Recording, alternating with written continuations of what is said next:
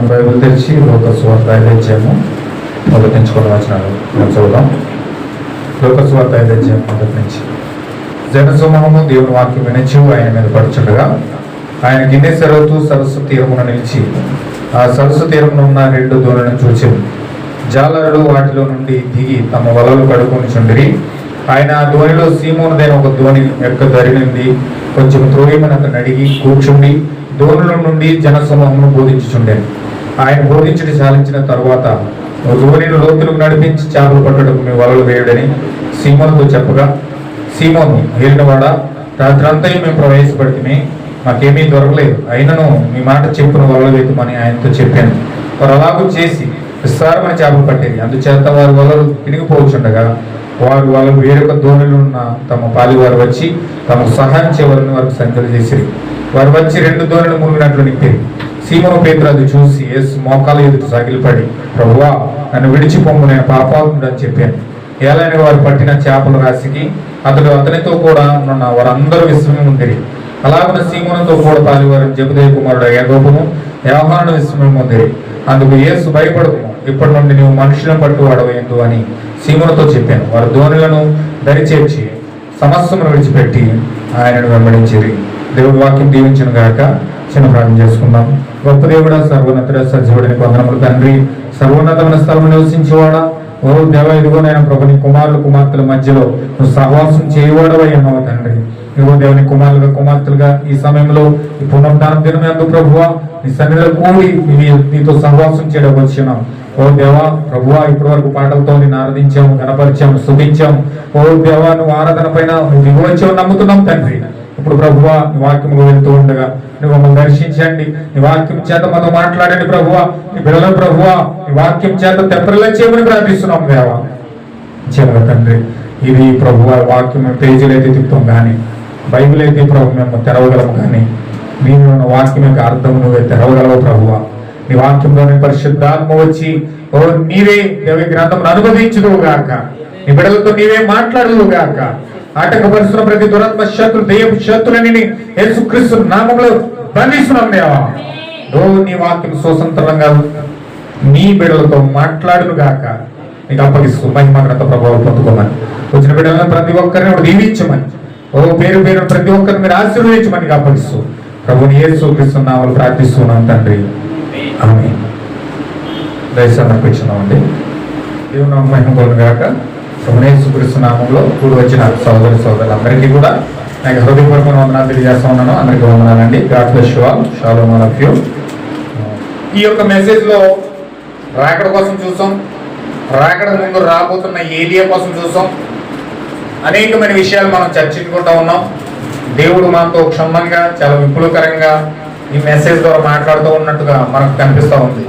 హల్లెలూయా. ఇక్కడ ఒకసారి మనం మత్తయి సువార్త 17వ అధ్యాయంలోకి వెళ్దాం.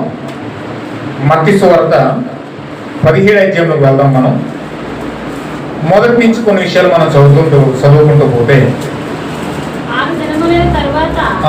యేసు పేతురును యాకోబును అతని సహోదరుడు యోహానును వెంట పెట్టుకొని ఒక కొండ మీదకి ఏకాంతముగా పోయి వారి ఎదుట రూపాంతరము పొందెను. ఆయన ముఖము సూర్యుని వలె ప్రకాశించెను, ఆయన వస్త్రము వెలుగు వలె తెల్లని వాయెను. ఇదిగో మోషేయు ఏలీయాను వారికి కనబడి ఆయనతో మాట్లాడుచుండెను. అప్పుడు పేతురు, ప్రభువా, మనం ఇక్కడ ఉండటం మంచిది, నీకు ఇష్టమైతే ఇక్కడ నీకు ఒకటియు, మోషేకు ఒకటియు, ఏలీయాకు ఒకటియు 3 పర్ణశాలలు కట్టుదమని యేసుతో చెప్పాను.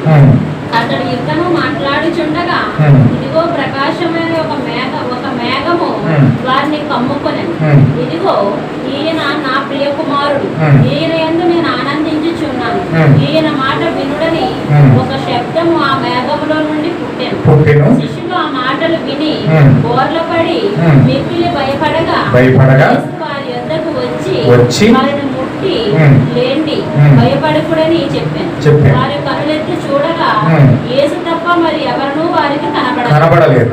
వారి కొండ దిగి వచ్చుచుండగా మనిషి కుమారుడు మృతుల్లో ఉండి లేచి వరకు ఈ దర్శనము మీరు ఎవరితోనూ చెప్పకూడని యేసు వారికి ఆజ్ఞాపించిన. అంటే ఇక్కడ జరిగింది ఏంటంటే, యూదులందరూ కూడా మెస్సియా కోసం ఎదురు చూస్తున్నారు. యూదులందరూ కూడా మెస్సియా కోసం ఎదురు చూస్తున్నారు. ఆ మెస్సియా కోసమే ప్రవచించారు. ఆ మెస్సియా కోసమే ప్రవక్తలందరూ కూడా మాట్లాడారు.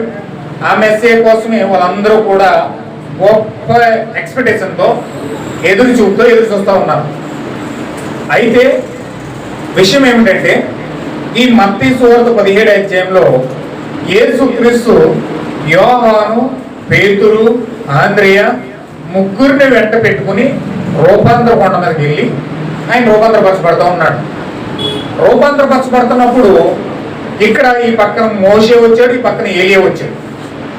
ఎప్పుడైతే మోషే, ఏలియాలు వచ్చి అక్కడ యేసుక్రీస్తు రూపాంతరపరచబడుతూ ఉన్నాడో, వెంటనే ఈ శిష్యులకి, పేతురికి ఎలాంటి ప్రత్యక్షత వచ్చిందంటే, ఓహో మనం నమ్ముతున్నట్లుగా ఒక్క దేవుడు కాదు, ముగ్గురు దేవుళ్ళు ఉన్నారని చెప్పి ఏదో ఒక రెవల్యూషన్ వచ్చి ముగ్గురు దేవుళ్ళు ఉన్నారు, ముగ్గురు ఇక్కడ నాకు కనబడుతున్నారని చెప్పేసి మీ యొక్క పేతురికి ఎలాంటి ప్రత్యక్షత వచ్చిందంటే, ముగ్గురు దేవుళ్ళు ఉన్నట్లుగా అనుకున్నాడు.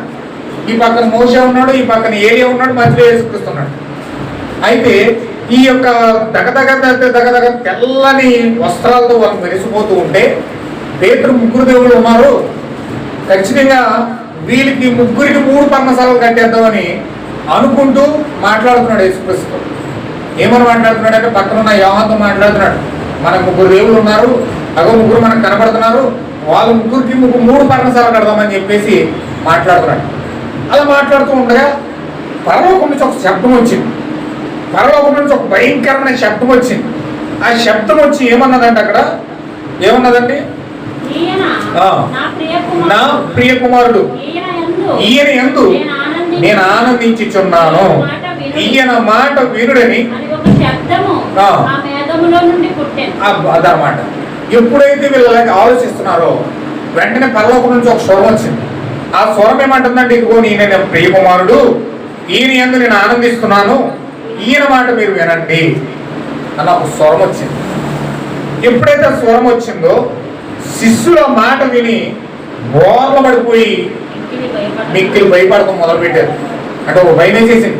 ఇంకా వెలుగున వారు చూడలేక ఇలా ఘోరంగా పడిపోయి నమస్కారం చేస్తూ భయపడిపోతున్నారన్నమాట ఆ స్వరమే. అప్పుడు యేసు వారి ఎద్దకు వచ్చి వారిని ముట్టి, లెండి, భయపడకండి అని వారు చెప్తా ఉన్నాడు. వాళ్ళు ఎప్పుడైతే కన్నులు ఎత్తి చూసారో యేసు తప్ప మరి ఎవరికి ఎవరు కూడా కనపడలేదు. అంతకుముందు వారి దర్శనంలో మోషే కనిపించాడు, ఏలియా కనిపించాడు, వాళ్ళు ముగ్గురు దేవుళ్ళైన ప్రత్యక్షత పొందుకున్నాడు పేతురు గారు. కానీ ఎప్పుడైతే స్వరం వచ్చిందో వెంటనే అర్థమైందంటే యేసు తప్ప ఇంకొకరు ఎవరు కూడా లేరని. ఏమే హల్లెలూయా. అంటే ఒకే ఒక దేవుడు, ఆయనే తండ్రిగా, కుమారుడిగా, పరిశుద్ధాత్మగా ఆయనే పని చేస్తూ ఆయన ఒక్కడే ఉన్నాడన్న సంగతి వీళ్ళకి అర్థమైంది. ఏమే హల్లెలూయా. వాళ్ళు కొండ దిగి వస్తున్నప్పుడు మనిషి కుమారుడు మృతుల్లో లేచి వరకు దర్శనం ఎవరితో చెప్పొద్దని యేసుక్రీస్తు శిష్యులు బలంగా ఆజ్ఞాపిస్తా ఉన్నాడు. ఎందుకు చెప్తున్నాడంటే, అక్కడ రూపాంతరపరచబడుతున్నప్పుడు అర్థమైపోయింది వీళ్ళకి మెస్సయ్య భూమి పైన ఉన్నాడు అని. దేవుడు నా మైకుబలు కాక. ఇప్పుడు ఈయన ఏమంటాడంటే, మనిషి కుమారుడు మృతుల్లో నుండి లేచి వరకు దర్శనం ఎవరితో చెప్పొద్దన్నాడు. ఎందుకు చెప్పొద్దన్నాడంటే, మెస్సియ వచ్చాడన్న సంగతి కేవలం ముగ్గురికి అర్థమైంది. మిగతా వాళ్ళు ఎవరు దాన్ని అర్థం చేసుకోలేదు. వాళ్ళందరూ కూడా ఎలాగ ఎదురు చూస్తున్నారండి, మెస్సియ వస్తాడు వస్తాడు. ప్రవక్త యెషయా ప్రవచించాడు కన్యక గర్భం నుంచి వస్తాడని, మీకా ప్రవచించాడు ఆయన బెత్లెహేంలో పుడతాడని, జకరియా ప్రవచించాడు ఆయన గాడికి వస్తాడని, దావీదు ప్రవచించాడు ఆయన సిలువలోకి వెళ్తాడని, నా దేవో నన్ను నిలబెట్టడానికి కొన్ని కేకలు పెడతాడని, ఆయన సిలువలో చేతి సోరకు ఇస్తాడని, ఇలాగ దావీదు ప్రవక్తలందరూ కూడా 40 మంది ప్రవక్తలు కలిపి ప్రవచించారు. మెస్సియా భూమిపైకి వచ్చినప్పుడు ఎలాంటి కార్యాలు చేయాలో ఇవన్నీ కూడా ప్రవక్తలు ప్రవచించుకుంటూ వచ్చారు. అయితే విషయం ఏమిటంటే, ఇక్కడ యేసు క్రీస్తు కన్యక గర్భం నుంచి వచ్చాడు, గాడిదని ఎక్కి వచ్చాడు. అక్కడ కార్యాలు ప్రవక్తలు ఏదైతే ప్రవచించారో ప్రవచనాలన్నీ నెరవేర్చుకుంటూ వచ్చాడు. వీళ్ళు ఎవరు కనపడలేదు, శిష్యులు కూడా కనపడలేదు, పక్కన ఉన్న శిష్యులు కూడా తెలియలే. అయితే వీళ్ళు ఎప్పుడైతే రూపాంతర కొండ మీదకి వెళ్ళారో ఆ కొండ మీద తెలిసింది ఈయన క్రీస్తు, ఈయనే మనుష్య కుమారుడు, ఈయనే మెస్సయ్య అనే సంగతి శిష్యులకు అర్థమైంది అనమాట. యెరూషలేము దేవస్థానం నమ్ముతుంది యేసుక్రీస్తునే, యెహోవాయనే నమ్ముతుంది, ఆయనే మెస్సయ్యగా వస్తాడని నమ్ముతుంది. కానీ వచ్చిన మెస్సయ్యని చూడకుండా వాళ్ళు ప్రసంగాలు చేసుకుంటారు అంతే. వాళ్ళ ప్రసంగాలకే పరిమితం అయిపోయినాయి, కానీ వచ్చిన మెస్సయ్యని చూచుట్లో వారికి నేను పనులు లేవు, దేవుడు వారిని దర్శించుకోవట్లేదు. ఈ శిష్యులు మాత్రమే గమనించారు. అయితే ఎప్పుడైతే మెస్సయ్య ఈయనే అన్న సంగతి ఈ యొక్క శిష్యులకు అర్థమైందో వెంటనే యేసుక్రీస్తు చెప్తున్నాడు అన్నమాట శిష్యులకు. ఏమని చెప్పాడంటే, ఈ దర్శనం మీరు ఎవరితోనే చెప్పదు. మనుష్య కుమారుడు మృతుల్లో నుంచి లేచే వరకు, అంటే ఆయన చనిపోయి సమాధి చేయబడి తిరిగి లేచే వరకు, ఆయన ఆరోహణం అయిపోయే వరకు ఈ దర్శనం నాకు చెప్పొద్దు అన్నాడు. శిష్యులకు ఆజ్ఞాపించాడు అలాగా.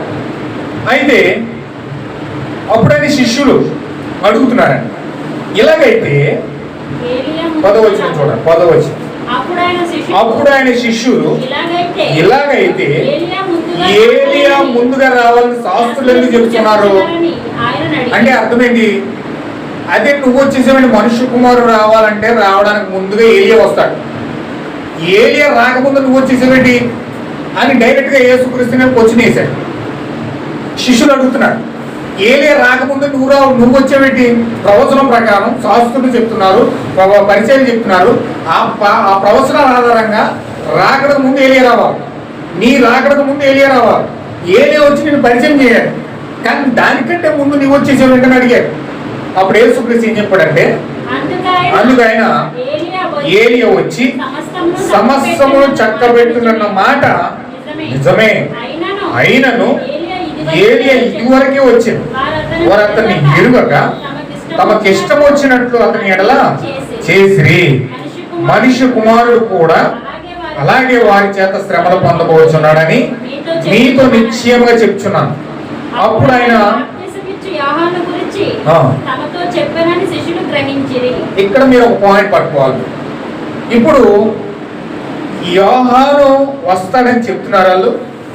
యోహాను వచ్చి ఆల్రెడీ వాళ్ళ మధ్యలో పరిచయం చేసేసి ఆయన వెళ్ళిపోయాడు. వాళ్ళే పట్టుకుని హేరోదుల ద్వారా చెరసాలలో పెట్టి తలకాయ కూడా నరికేశారు బాప్తిజం ఇచ్చి యోహాన్ని. కానీ ఆయనే ఏలియా అన్న సంగతి అక్కడ ఉన్న ప్రజలు ఎవరికి తెలియదు. ఆయనే నిజమైన దేవుని యొక్క ప్రవక్త ఏలియా, రాకడకు ముందు మార్గం సిద్ధపరచడానికి వచ్చిన ప్రవక్త ఈయనే అన్న సంగతి కూడా వాళ్ళు ఎవరికి తెలియలేదు. దేవుని మహిమగలను గాక. అయితే ఎప్పుడైతే యేసుక్రీస్తు ఈ విషయాలు శిష్యులు చెప్తున్నాడో, ఆల్రెడీ ఏలియా వచ్చాడయ్యా, ఏలియా వచ్చి ఆయన మార్గాన్ని సిద్ధపరిచాడు, ఆ తర్వాత నేను వచ్చాను, నాకు బాప్తిజం ఇస్తూ ఆయన ఏం చెప్పాడంటే, ఇదిగో లోక పాపం మోసుకుని పోయే దేవుని గొరిపిల్ల ఆయన ప్రజలకు పరిచయం చేశాడు. ఆయన పరిచయం అంతా కూడా చేశాడు. ధర్మశాస్త్రంలో ఉన్న వాళ్ళందరినీ కూడా నా వైపు తిప్పడానికి ఆయన మారు మనసు నిమిత్తం బాప్తిజం ఇస్తూ ప్రజలందరినీ కూడా నా వైపు తిప్పాడు. ఇదిగో లోక పాపం మోసుకుని పోయే దేవుని గొరిపిల్లని అందరికీ పరిచయం చేశాడు. ఆయన పరిచయం చేసి ఆయన ముగించి వెళ్ళిపోయాడు, సమస్తం కూడా చక్కబెట్టాడని చెప్పి శిష్యులకి యేసుక్రీస్తు చెప్పడం జరుగుతా ఉంది. అప్పుడు కానీ శిష్యులు గ్రహించలేకపోయాడు. ఆమేన్, హల్లెలూయా. ఇది మొదటి రాకడ. మొట్టమొదటి రాకడ జరిగింది ఇలా జరిగిందండి. రాకడకు ముందు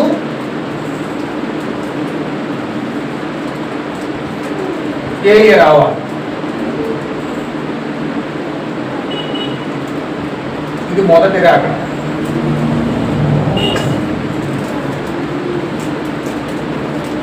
రాకడ ముందు ఏలియా రావాలి. ఏలియా వచ్చాడండి. ఆ ఏలియా ఎవరండి? బాప్తిజం ఇచ్చు యోహాను.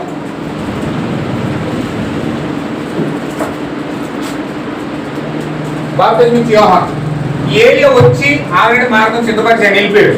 కానీ అక్కడ ఉన్న ప్రజలకు ఎవరికి తెలియలేదా? ఇప్పుడు ఇది ఏంటంటే రెండవ రాకడ. మనం ఏ సమయంలో ఉన్నామండి? మనం ఏ సమయంలో ఉన్నాం? రెండవ రాకడలో ఉన్నాం.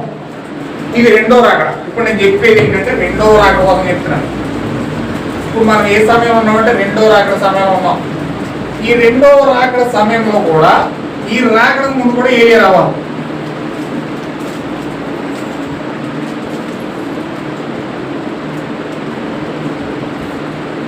ప్రవచనం. ఎందుకంటే మొదటి రాకడ ముందు ఎవరు ప్రవచించారంటే చూడండి ఒకసారి మనం ఒక లేఖను చూద్దాం. యెషయా గ్రంథం 40 అధ్యాయం 3వ వచనం చూడండి. యెషయా గ్రంథం మళ్ళీ ఒకసారి నేను రిపీట్ చేస్తున్నాను. ప్రకటించుతున్నాడు.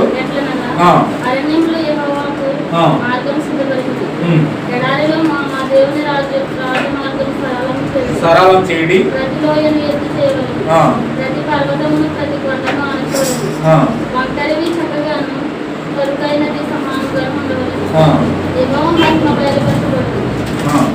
అక్కడ యెహోవాకు మార్గం సిద్ధపరచడానికి అడవిలో ఒకడు ప్రకటిస్తున్నాడు.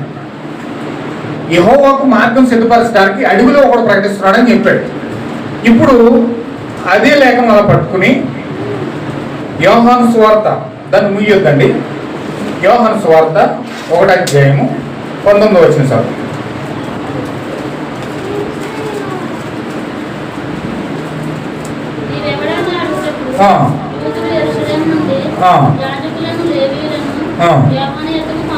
పంపినప్పుడు ఇదే ఎరుగనక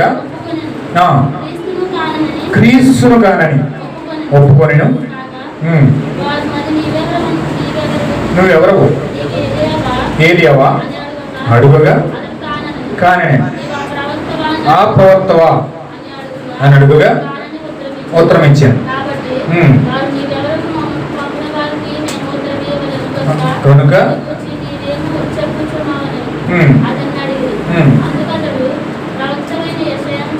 ఇప్పుడు మనం చదివాం ప్రవక్త అయిన యెషయా ఎక్కడ చెప్పాడు మనం చదివాం. 40వ అధ్యాయంలో 3వ వచనంలో ప్రవక్త యెషయా చెప్తున్నాడు యోహాను కోసం. అంటే రాకడకు ముందు వచ్చే ఏలియా కోసం ఈ ప్రవక్త అయిన యెషయా ముందుగా చెప్పాడు అనమాట. ఒకడు వస్తాడు, ఆయన ఏం చేస్తాడని ప్రభు మార్గాన్ని సరళం చేస్తాడు, ఎత్తైన ప్రతి ఒక్క లోయలని సమానం చేస్తాడని చెప్పి యేసు క్రీస్తు రాకముందే 800 సంవత్సరాల క్రితమే ఇక్కడ యెషయా ప్రవచించాడు. ఆ ప్రవచనం యొక్క నెరవేర్పుగా ఇప్పుడు ఆ వ్యక్తి రావాలి. ఇప్పుడు ఆ వ్యక్తి వచ్చి మాట్లాడుతున్నాడు. ఇక్కడ నువ్వెవరు అని శాస్త్రులు పరిచయాలు అడిగితే ఈనాడు ఈ చెప్తాడు ఏమంటే ప్రవక్త అయిన యెషయా చెప్పినట్టు నేను ప్రభుత్వ సరళం చేయుడని అరణ్యములో ఎలుగెత్తు చెప్పు ఒక శబ్దాన్ని అన్నాడు. ఏమని చెప్పుకున్నాడు యోహాను? నా కోసం యెషయా ప్రవచించాడు. ఆ ప్రవచించిన ప్రవచనం ఆధారంగా నేను వచ్చాను. నా పరిచయం ఏంటంటే ప్రభువుకు మార్గం సిద్ధపరచాలి. హల్లెలూయా. ఈ ప్రభు యొక్క మార్గాన్ని సరళం చేయడానికి దేవుడు పంపిన వ్యక్తిని నేనే. నా ద్వారానే దేవుడు పరిచయం జరిగించబోతా ఉన్నాడు అని చెప్పి ఏలియాగా ఆయన తనను తాను డిక్లేర్ చేసుకుని ప్రభు యొక్క మార్గాన్ని సిద్ధపరచడానికి అందరికీ కూడా బాప్తిజం ఇచ్చాడు. బాప్తిజం ఇచ్చి యోహానానికి దేనికి వచ్చిందంటే మొట్టమొదటిగా బాప్తిజం ప్రారంభించింది ఈయనే. బైబిల్లో అసలు బాప్తిజం అనే పేరు ప్రారంభించి మొట్టమొదటిగా బాప్తిజం ఇచ్చింది ఎవరంటే బాప్తిజం ఇచ్చి యోహాను. అందుకే ఆయన బాప్తిజం ఇచ్చి యోహాను పేరు వచ్చింది. ఈయన ఎందుకు వచ్చాడంటే ఈయన యొక్క ప్రవచనం ఏదైతే ఉందో, ఏదైతే దేవుడు ప్రవచించాడో, ఏదైతే పరిచయం ఇచ్చాడో ఆ పరిచయాన్ని భూమి మీద ఫుల్ఫిల్ చేయడానికి యెషయా ద్వారా ప్రవచించబడిన ప్రవచనాన్ని నెరవేరుస్తూ భూమి మీదకి వచ్చి ఆ ప్రవచనాన్ని ఫుల్ఫిల్ చేస్తా ఉన్నాడు. ఇది మొదటి రాకడ. ఈ యొక్క ఇజ్రాయెల్ ప్రజలందరూ కూడా ఏం చెప్తున్నారంటే యెషయా వస్తాడు, ఏలియా వస్తాడు అని చెప్తున్నారు. కానీ ఇంతగా ఏలియా ఎవరన్నా సంగతులు ఎవరికి తెలియదు. ఏలియా ఎలా వస్తాడు, ఏ రూపంలో వస్తాడు అన్నది కూడా వీళ్ళకి తెలియదు. ఏ విధంగా మాట్లాడతాడు, ఏ విధంగా ప్రసంగం చేస్తాడన్నది కూడా వీళ్ళకి తెలియదు. అయితే వీళ్ళు కేవలం దేవుని యొక్క ఆ యొక్క వాక్యాన్ని పట్టుకుని, లేఖనాన్ని పట్టుకుని వాళ్ళు ప్రసంగం చేస్తున్నారు తప్ప ఆయన ఎలా వస్తాడు, ఏ రూపంలో వస్తాడు, ఏం మాట్లాడతాడు, ఏం ప్రసంగం చేస్తాడు అన్న సంగతి కూడా వీళ్ళకి తెలియట్లేదు. కానీ దేవుడు 6వ సంవత్సరంలోనే అరణ్యంలో తీసుకెళ్ళిపోయి ఆయనకు ట్రైనింగ్ ఇస్తూ అరణ్యంలో ట్రైనింగ్ ఇస్తూ ఆయన ఎలా ట్రైనింగ్ ఇచ్చాడు అనుకున్నారు? ఆయన ఆహారం ఏంటంటే మిడతలో తేనె తింటూ దేవుని చేత అరణ్యంలోనే ట్రైనింగ్ పొందాడు. అరణ్యంలోనే ట్రైనింగ్ పొంది నీవు దేవుని కొరకు దేవుడిని పరిచయం చేయాలంటే దేవుని గుర్తించాలి. దేవుడు భూమికి వస్తాడండి.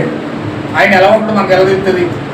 పొట్టిగా ఉంటాడా, నల్లగా ఉంటాడా, ఎర్రగా ఉంటాడా, తెల్లగా ఉంటాడా, లేకపోతే కళ్ళు ఎలా ఉంటాయి, ముక్కు ఎలా ఉంటుంది, లేకపోతే జుట్టు పెంచుకుంటాడా 2000 సంవత్సరాల క్రితం వచ్చినట్టుగా, లేకపోతే జుట్టు నల్లగా ఉంటుందా, తెల్లగా ఉంటుందా, ఆయన మనిషి ఎలా ఉంటాడు అసలు రూపం తెలియదు కదండి. ఆ రూపం తెలియకుండా మనం ఎలా గుర్తించగలుగుతాం దేవుణ్ణి? ఒక దేవుడు భూమిపైకి ఒక మానవ శరీరంలో వస్తున్నాడంటే ఆయన ఎలా ఉంటాడు ఎవరు తెలుస్తుంది? బైబిల్ లేఖనాలు అయితే ఒక్క నుంచి వల్లించి ఏదో 4 పదాలు చెప్పమని చెప్తుంది తప్ప దేవుడు శరీరం దానికి భూమికి వస్తే ఆయన ఎలా ఉంటాడో మనకు ఎలా తెలుస్తుంది? ఆ టైంలో కూడా వాళ్ళకి తెలియలే. దేవుడు ఎలా ఉంటాడంటే యోహాను కూడా తెలియదు. యోహాను కూడా ఆయనకి ఎలా చూపించాలో ఆయన కూడా తెలియదు. అయితే దేవుడు ఏం చెప్పాడంటే ఇప్పుడు ఆయన గుర్తించే మార్గం ఒకటి చెప్పాడు. నువ్వు ఇప్పుడు మారు మనసు నిమిత్తం ప్రజలందరినీ కూడా నువ్వు చేసే పరిచయం ఏంటంటే ధర్మశాస్త్రంలో నుంచి ప్రజలందరినీ కూడా గొప్ప వైపు అంటే రాబోతున్న గొర్రెల వైపు తిప్పాలని ఇప్పుడు ఏం చేయాలి? నువ్వు మారు మనసు నిమిత్తం బాప్టిజం ఇవ్వాలి. కొత్త ప్రాసెస్ స్టార్ట్ చేస్తున్నాడు. బాప్టిజం ఇవ్వాలి. ఇప్పుడు బాప్టిజం ఇస్తున్నప్పుడు ఏం జరుగుతుందంటే ఆ యొక్క నిజమైన గొర్రెపిల్ల లోక పాపం మోసుకుని పోయే దేవుని గొర్రెపిల్ల నీటి చేత కడగబడడానికి నీ యొద్దకు వస్తాడు.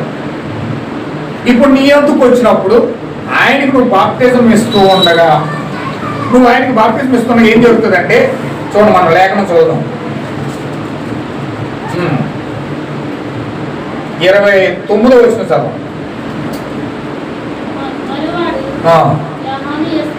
యోహాను యేసు తన ఎదుగు రాగా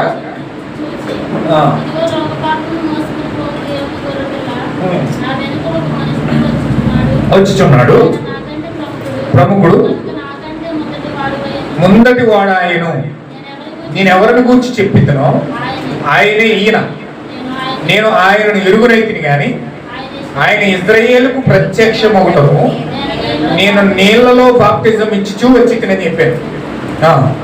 మరియు యోహాను సాక్ష్యం ఇచ్చుచు ఆత్మ పావురం వలె ఆకాశం నుండి దిగి వచ్చిన చూచితిని, ఆ ఆత్మ ఆయన మీద నిలిచెను, నేను ఆయనను ఎరుగునైతిని గాని తెలియదు. నేను కూడా తెలియదు ఆయన ఎలా ఉంటాడో తెలియదు, ఏ రూపంలో ఉంటాడో తెలియదు, ఏ విధంగా వస్తాడో కూడా తెలియదు. అయితే నేను ఎరగదు కానీ నాకు తెలియదు. కానీ నేను నీళ్ళలో బాప్టిజం ఇస్తున్నప్పుడు నన్ను పంపినవాడు ఇప్పుడు అరణ్యంలో ఉండగా ఒక ప్రత్యక్షత ఈయన పొందుకున్నాడు. ఆయన ఎలా ఉంటాడో దేవుడు చెప్పాడు అనమాట. అంటే దేవుడు ఎలా ఉంటాడో, యేసుక్రీస్తు ఎలా రాబోతున్నాడో మెస్సేగా ఇక్కడ చెప్తున్నాడు. యోహాను చెప్తున్నాడు ఏమనంటే నీవు బాప్టిజం ఇస్తున్నప్పుడు ఎవరి మీద ఆత్మ దిగి వచ్చి నిలుచుట చూతూ ఆయనే పరిశుద్ధాత్మలో బాప్టిజం ఇచ్చేవాడని నాతో చెప్పాను. అంటే ఈయనకి ఒక సూచన ఇచ్చాడు దేవుడు. ఆ వ్యక్తిని గుర్తించడానికి, మెస్సియాను గుర్తించడానికి, దేవుడిని గుర్తించడానికి ఒక సూచన ఇచ్చాడు. ఆ సూచన ఏంటంటే నువ్వు బాప్టిజం ఇస్తున్నప్పుడు పరలోకం తెరవబడి పరిశుద్ధాత్మ ఎప్పుడైతే ఆయన మీదకి వస్తాడో ఆయనే పరిశుద్ధాత్మలో బాప్టిజం ఇచ్చేవాడు. హల్లెలూయా. మనలో ఏం చేస్తారో తెలుసండి, చాలా మంది దగ్గర విన్నాను నేను. వాళ్ళని చెప్తారు తెలుసా, యేసుక్రీస్తు బాప్టిజం ఇస్తున్నప్పుడు కింద యేసుక్రీస్తున్నాడు కుమారుడు, పైన తండ్రి స్వరం వచ్చింది, ఆయన మీద పావురం అనే ఒక పరిశుద్ధాత్మ రూపంలో పావురం వచ్చింది. అక్కడ ముగ్గురు కనపడుతున్నారు. పైన దేవుడు ఉన్నాడు, పావురమేమో పరిశుద్ధాత్మ, కింద కుమారుడు ఉన్నాడు. ముగ్గురు దేవుడు చెప్పాడు. ఆయన చెప్పి ముగ్గురు దేవుడు చూపించేస్తారట. కానీ వాస్తవంగా దేవుడు ఆ పావురాన్ని ఎందుకు పంపించాడంటే పావురం పరిశుద్ధాత్మ కాదండి. పావురం పరిశుద్ధాత్మ కాదు. చాలా మంది అనుకుంటారు పావురం పరిశుద్ధాత్మ అని. పావురం పరిశుద్ధాత్మ కాదు, పరిశుద్ధాత్మ పావురం రూపంలో వచ్చింది. మీకు ఆ మాట చూపిస్తాను. లోకాసు వార్త, మీరు అది ముగియగలను, మళ్ళీ చాలా పనుల దగ్గర ఈ మాట చెప్పడం కోసం నేను దాన్ని తిరిగేస్తున్నాను. లోకాసు వార్త 3వ అధ్యాయము 21వ వచనం చదువు. ప్రజలందరూ బాప్తిజం పొందినప్పుడు యేసు కూడా బాప్తిజం పొంది ప్రార్థన చేయించుండగా ఆకాశం తెరవబడి పరిశుద్ధాత్మ శరీరాకారముతో ఎలా వచ్చిందండి? ఒక శరీరంలా ఉందంటే అది ఒక శరీరం. పరిశుద్ధాత్మ అంటే కేవలం మనం ఎలా ఉన్నాం అలా ఉంటుంది పరిశుద్ధాత్మ. ఆయన దేవుడు వాక్య శరీరం అయి ఉన్నాడు. ఇప్పుడు ఆ యొక్క శరీరం ఎలా వచ్చిందంటే ఒక పావురం వలె వచ్చింది. పావురం పరిశుద్ధాత్మ కాదండి, పావురం పరిశుద్ధాత్మ కాదు. ఒక పావురం వలె కనిపించింది అన్నమాట పరిశుద్ధాత్మ దేవుడి మీదకి వస్తున్నప్పుడు, యేసుక్రీస్తు మీదకి వస్తున్నప్పుడు అది పావురం వలె వచ్చింది అనమాట. ఇప్పుడు అది పావురం వల్ల ఎప్పుడైతే పరిశుద్ధాత్మ యేసు క్రీస్తునికి వస్తుందో అది యోహానుకు సూచన. అంటే యోహాను గుర్తింప చేయడానికి ఆ మనిషి ఎలా ఉంటాడో, ఆ దేవుడు ఎలా ఉంటాడో, ఆ మెస్సీ ఎలా ఉంటాడో తెలియజేయడానికి దేవుడు అరణ్యంలో ఒక సూచన ఇచ్చాడు యోహానుకి. ఆ సూచన ప్రకారం ఈయన ఏం చేశాడంటే ఆ యొక్క పావురం వస్తా ఉన్నప్పుడు గుర్తించాడు ఈయన మెస్సయ్య. హల్లెలూయా. అంటే ఆ ప్రపంచం అంతటిగా దేశం అంతటికి మెస్సియాను గుర్తించడానికి ఒక రూపము, ఒక ఫోటో, ఒక రుజువు ఎవరి దగ్గర ఉందండి? ఎవరి దగ్గర ఉంది? బాప్తిజం ఇచ్చి యోహాన్ దగ్గర ఉంది. యోహానే ఈయన మెస్సయ్య అని ఆ ప్రపంచానికి తెలియాలి. అక్కడ అన్న ఉన్నాడు, అక్కడ కైప ఉన్నాడు, అక్కడ ప్రధాన యాజకులు ఉన్నారు, అక్కడ లేవీలు ఉన్నారు, చాలా మంది ధర్మశాస్త్ర ఉపదేశకులు పండితులు ఉన్నారు, చాలా మంది ఉన్నారు. కానీ ఎవరికి యేసుక్రీస్తు మెస్సీయ యొక్క రూపము ఎవరికి తెలియదు. వాళ్ళు యెషయా ప్రవచనం మీద చెప్పగలరు, జకరియా ప్రవచనం మీద చెప్పగలరు, లేకపోతే అక్కడున్న ప్రవచనాలన్నీ వల్లించి మెస్సీయ వస్తాడు, ఏలియా వస్తాడని వాళ్ళు వల్లించగలరే కానీ ఆయన రూపము కానీ, ఆయన స్వరూపము కానీ, ఆయన వచ్చే రీతి కానీ వాళ్ళు ఎవరికి తెలియదండి. ఎంతమందికి అర్థమవుతుందన్నమాట? దేవుని మహిమ కలుగును గాక. ఇప్పుడు వాళ్ళందరూ మెస్సీని గుర్తించాలంటే ఎవరి దగ్గరికి వెళ్ళాలి? ఏలియా దగ్గరికి వెళ్ళాలి. బాప్తిజం ఇచ్చి యోహాను దగ్గరికి వెళ్ళాలి.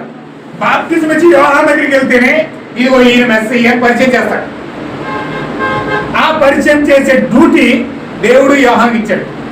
యోహానుకి ఇచ్చాడు కాబట్టి యోహాను అక్కడ బాధ్యత తీసుకుని ఆ యొక్క పావురం దిగుతున్నప్పుడు ఆయన గుర్తింప చేసి ఆయన ఏం చెప్పినాడు? ఇదిగో లోక పాపం మోసుకుని పోయే దేవుని గొర్రె పిల్ల అని వాళ్ళకి పరిచయం చేస్తా ఉన్నాడు. దేవుని మహిమ కలుగును గాక. నా మాట మీకు కొంచెం బాగా అర్థం చేసుకోవాలి. కొంచెం డీప్ గా ఆలోచిస్తే అర్థం కాదు, మీరు అర్థం చేసుకుంటారని నేను అనుకుంటున్నాను. పరిశుద్ధాత్మ మీకు సహాయం చేయను గాక. కొంచెం మీరు ఆలోచించండి. ఇప్పుడు అక్కడ వాక్యాలు చెప్తున్నారండి. చాలా మంది ప్రధాన యాజకులు ఉన్నారు, లేవీలు ఉన్నారు, ధర్మశాస్త్ర పండితులు ఉన్నారు, అన్న ప్రధాన యాజకులు అన్న కైప ఉన్నారు. వీళ్ళందరూ ఉన్నప్పటికీ వీరికి యేసు రూపం తెలియదు.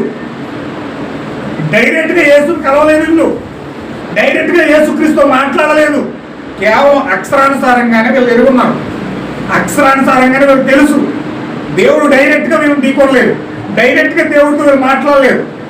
ఎవరు ఇక్కడ మాట్లాడారంటే నేరుగా యేసుక్రీస్తుతో ముఖాముఖి అనుభవం కలిగి బాప్తిజం ఇచ్చి ఆయన యొక్క సూచన పొందుకొని ముఖాముఖిగా మాట్లాడింది ఎవరండి?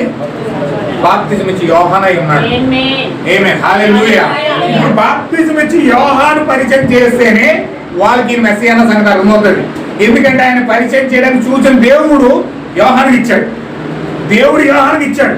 అక్కడ అన్నకి ఇవ్వలేదు, అక్కడ కైపకి ఇవ్వలేదు, అక్కడ లేవీలకు ఇవ్వలేదు, అక్కడ ప్రధాన యాజకులకు ఇవ్వలేదు, అక్కడ ధర్మశాస్త్ర పండితులకు ఇవ్వలేదు, పరిచయలకు ఇవ్వలేదు, శాస్త్రులకు ఇవ్వలేదు. ఆయన ఎవరికి ఇచ్చాడంటే సూచన యోహానుకి ఇచ్చాడు. దేవుని మహిమ కలుగును గాక. యోహాను ఆ సూచన పొందుకుని ఆ సూచన ఎప్పుడైతే బాప్తిజం ఇస్తా ఉన్నాడో, ఎప్పుడైతే పరిశుద్ధాత్మ పావురం రూపంలో యేసుక్రీస్తు మీద వచ్చిందో అప్పుడు తను ఆయన గుర్తింపజేశాడు ఈయనే మెస్సయ్య అన్న సంగతి. హల్లెలూయా. అందుకే ఆ రోజు వాళ్ళందరూ కూడా యోహాన్ని అబద్ధం చేసుకున్నప్పుడు యోహాన్నే అబద్ధం చేసుకున్నారు. వాళ్ళు యోహాన్నే జైల్లో పెట్టి నరికేశారు. మరి యోహాన్ని అబద్ధం చేసుకున్నప్పుడు యేసుక్రీస్తుని ఏ విధంగా అర్థం చేసుకున్నారు? ఒకసారి మీరు ఆలోచించండి. యోహాన్నే అబద్ధం చేసుకుని జైల్లో పెట్టి నరికేస్తే యోహాను పరిచయం చేసిన వ్యక్తిని ఏ విధంగా అర్థం చేసుకుంటారు? అందుకే వాళ్ళు ఎవ్వరూ కూడా యోహాన్ని గుర్తించలేదు కాబట్టి, ఏలియాను గుర్తించలేదు కాబట్టి అక్కడ యేసుక్రీస్తుని వాళ్ళు గుర్తించలేదు. యేసుక్రీస్తు వాళ్ళకి తెలియలేదు. యేసుక్రీస్తు ఆయన మెస్సీ అన్న సంగతి ఆ ప్రపంచానికి, ఆయన యోధా దేశానికి తెలియలేదు. కేవలం యోహాను శిష్యులు ఎవరంటే పేతురు, ఆంద్రేయ. యోహాను, ఆంద్రేయ. యోహాను శిష్యులు ఎవరనుకున్నారు? పేతురు కాదండి, ఆంద్రేయ, యోహాను. యోహాను, ఆంద్రేయ, యోహాను శిష్యులు. అప్పుడు యోహాను దగ్గర శిష్యరేఖం చేస్తూ యోహాను దగ్గర బతుకుతుండేవారు, ఆయన దగ్గర సేవ చేస్తూ ఉండేవారు. అప్పుడు యోహాను ఏం చేయాలి తెలుసండి? ఎప్పుడైతే యేసుక్రీస్తుకు బాప్తిజం ఇచ్చాడో, యేసుక్రీస్తు ఈయన మెస్సీయని పరిచయం చేశాడో, అప్పుడు ఈ ఆంద్రేయని యోహాన్ని తీసుకెళ్లి యేసుక్రీస్తు పరిచయం చేసిన యోహాన్ హల్లెలూయా. హల్లెలూయా. నిజమైన దేవుని సేవకుడు ఎల్లప్పుడూ కూడా తన కింద విశ్వాసం పెట్టుకోవడానికి, ఆయన కింద ఉంచుకుని ఆయన చెప్పినట్టు చెప్పు చేతల్లో వాళ్ళ సంఘస్థులు నడుచుకోవాలన్నట్లుగా ఒక సేవకుడు ఉండడు. నిజమైన సేవకుడు ఎప్పుడు కూడా విశ్వాసం తీసుకెళ్లి యేసుక్రీస్తు చేతులు పెడతాడు. Yes, amen. నిజమైన సేవకుడు చేసే పని అది. ఇప్పుడు యోహాను ఎప్పుడైతే మెస్సియా రాకడం చూశాడో ఈ యొక్క ఇద్దరి శిష్యులను తీసుకెళ్లి యేసుక్రీస్తుకి అప్పగించాడు. నేను కాదు మీకు బోధకుడిని, నేను కాదు మీకు సేవకుడిని, నేను కాదు మిమ్మల్ని నడిపించేవాడిని, ఇదిగో మీరు నడిపించేవాడు మెస్సియా, మీ సేవకుడు, మీ తండ్రి దేవుడే శరీరం ధరించుకుని భూమి మీదకి వచ్చిన మెస్సియా, ఆయన ఫాలో ఉన్నాడు. ఆమేన్. హల్లెలూయా. ఎప్పుడైతే యోహాను ఆంద్రే ఆయన దగ్గరికి వెళ్ళి మాట్లాడడం మొదలెట్టారో వారి యొక్క హృదయ రహస్యాలని బయలుపరచడం దేవుడు చూశారు. వాళ్ళ హృదయ రహస్యాలు ఎప్పుడైతే బయలుపరిచాడు వాళ్ళు వెంటనే యేసుక్రీస్తుని గుర్తించి వాళ్ళు వెంటనే పేతురు దగ్గరికి వెళ్ళి తీసుకెళ్లారు. పేతురు దగ్గర ఎవరు తీసుకెళ్లారు అనుకున్నారు? పేతురుని పరిచయం చేసింది ఎవరంటే యోహాను పరిచయం చేశాడు యేసుక్రీస్తుకి. యేసుక్రీస్తుకి పేతురుని యోహాను పరిచయం చేశాడు. అందుకే మన సువార్త ఎలా స్టార్ట్ అవుతుందంటే ఎవరన్నా రక్షణ పొందారంటే ఆ రక్షణ పొందిన వారిని బట్టి వాళ్ళ బంధువులు, వాళ్ళ బంధువర్గం అలాగలాగా తెలిసిన అలా సువార్త అనేది అలా విశ్లేస్తారు. అలాగే యేసుక్రీస్తు కూడా మొట్టమొదటిగా నేను ఎలా మొదలెట్టిన అలాగే మొదలెట్టాడు. ఆయన కూడా డైరెక్ట్గా వెళ్ళి ఆయన సువార్త చేసేయలేదు, ఎవరు పడితే ఆయన సువార్త చెప్పలేదు. ఎప్పుడైతే యోహాను కలిసాడో యోహాను శిష్యులు పరిచయం చేశాడో ఆ శిష్యులు పరిచయం చేసిన తర్వాత ఈ యోహాను వెళ్ళి పేతురు దగ్గరికి యేసుక్రీస్తుని తీసుకెళ్ళాడు. ఇప్పుడు పేతురు పట్టుబడాలంటే ఈ యోహాను అక్కడ కూడం పెట్టాడు. అక్కడ కూడం పెట్టిన ప్రధాన వ్యక్తి ఎవరంటే ఎందుకంటే సముద్రం పక్కనే ఎవరండి? యోహాను ఇంటికాడ కూడం పాస్టర్ మా ఇంటికాడ కూడం పెట్టండి అని చెప్పి యోహాను తీసుకెళ్లి సముద్రం పక్కన కూడం పెట్టించాడు. ఆ సముద్రం దగ్గర కూడం పెట్టిస్తే ఇప్పుడు ప్రధాన స్పీకర్ ఎవరంటే ప్రభువు యేసుక్రీస్తు. ఇప్పుడు ప్రధాన స్పీకర్ ఇప్పుడు లూకా సువార్త 5వ అధ్యాయంలో చదువుకున్న అక్కడ కూటం పెట్టిన వ్యక్తి ఎవరంటే యోహాను అయి ఉన్నాడు. వాళ్ళ ఇంటి దగ్గర కూటం పెట్టించుకొని ఇప్పుడు ఆ వెళ్ళి ఎక్కడ ఉందంటే ఇల్లు వాకిలి అన్ని వదిలిపెట్టారు. వాళ్ళు సముద్రం పక్కనే వేటగాళ్ళు శుభ్రంగా వాళ్ళు ఎప్పుడు కూడా సముద్రం వేటకి వెళ్ళిపోవడం, అవి అమ్ముకోవడం, వాళ్ళు డబ్బులు సంపాదించుకోవడం ఇదే బిజినెస్ వాళ్ళకి. అయితే ఆ సముద్రం పక్కన కూటం పెట్టాడు.